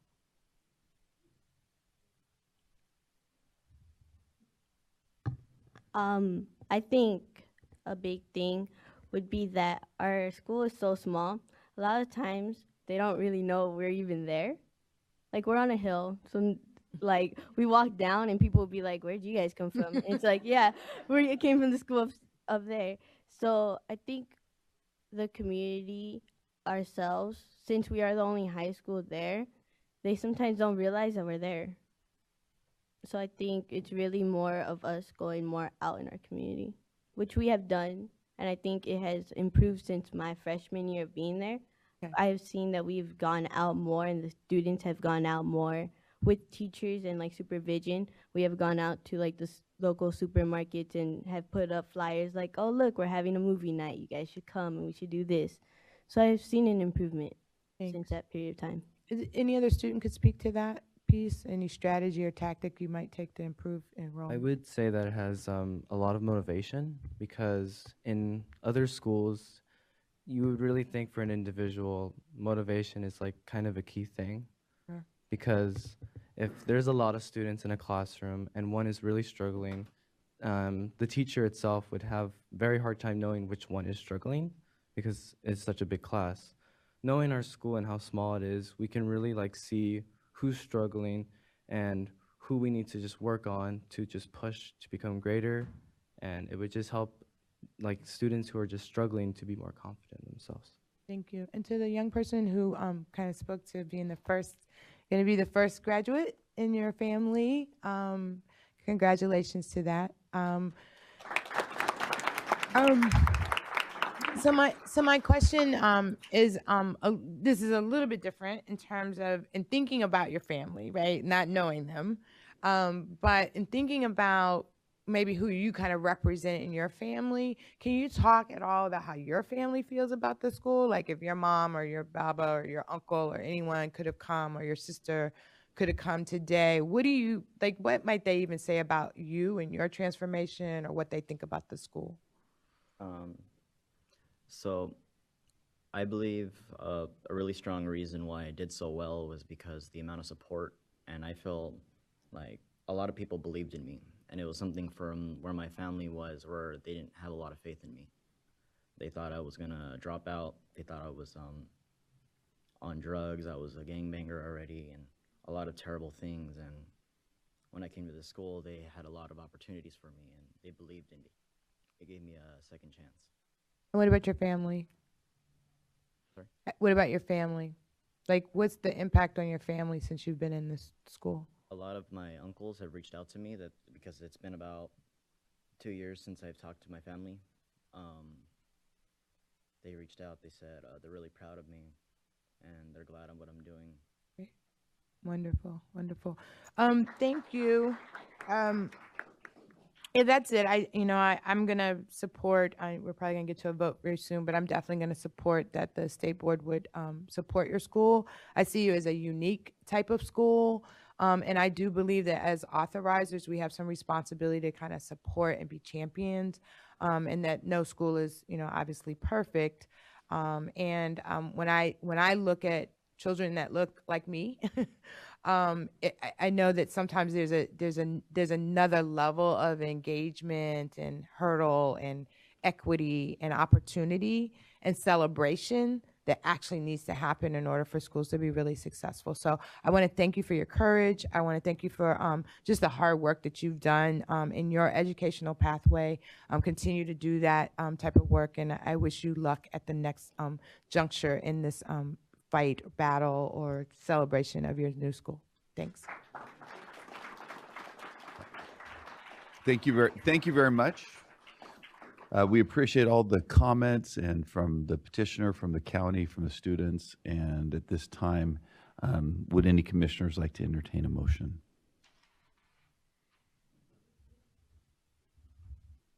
I move staff's recommendation to make a recommendation to the State Board of Education to deny the charter school because it does not perform as well or better than the neighboring schools or the schools that the children would have otherwise attended.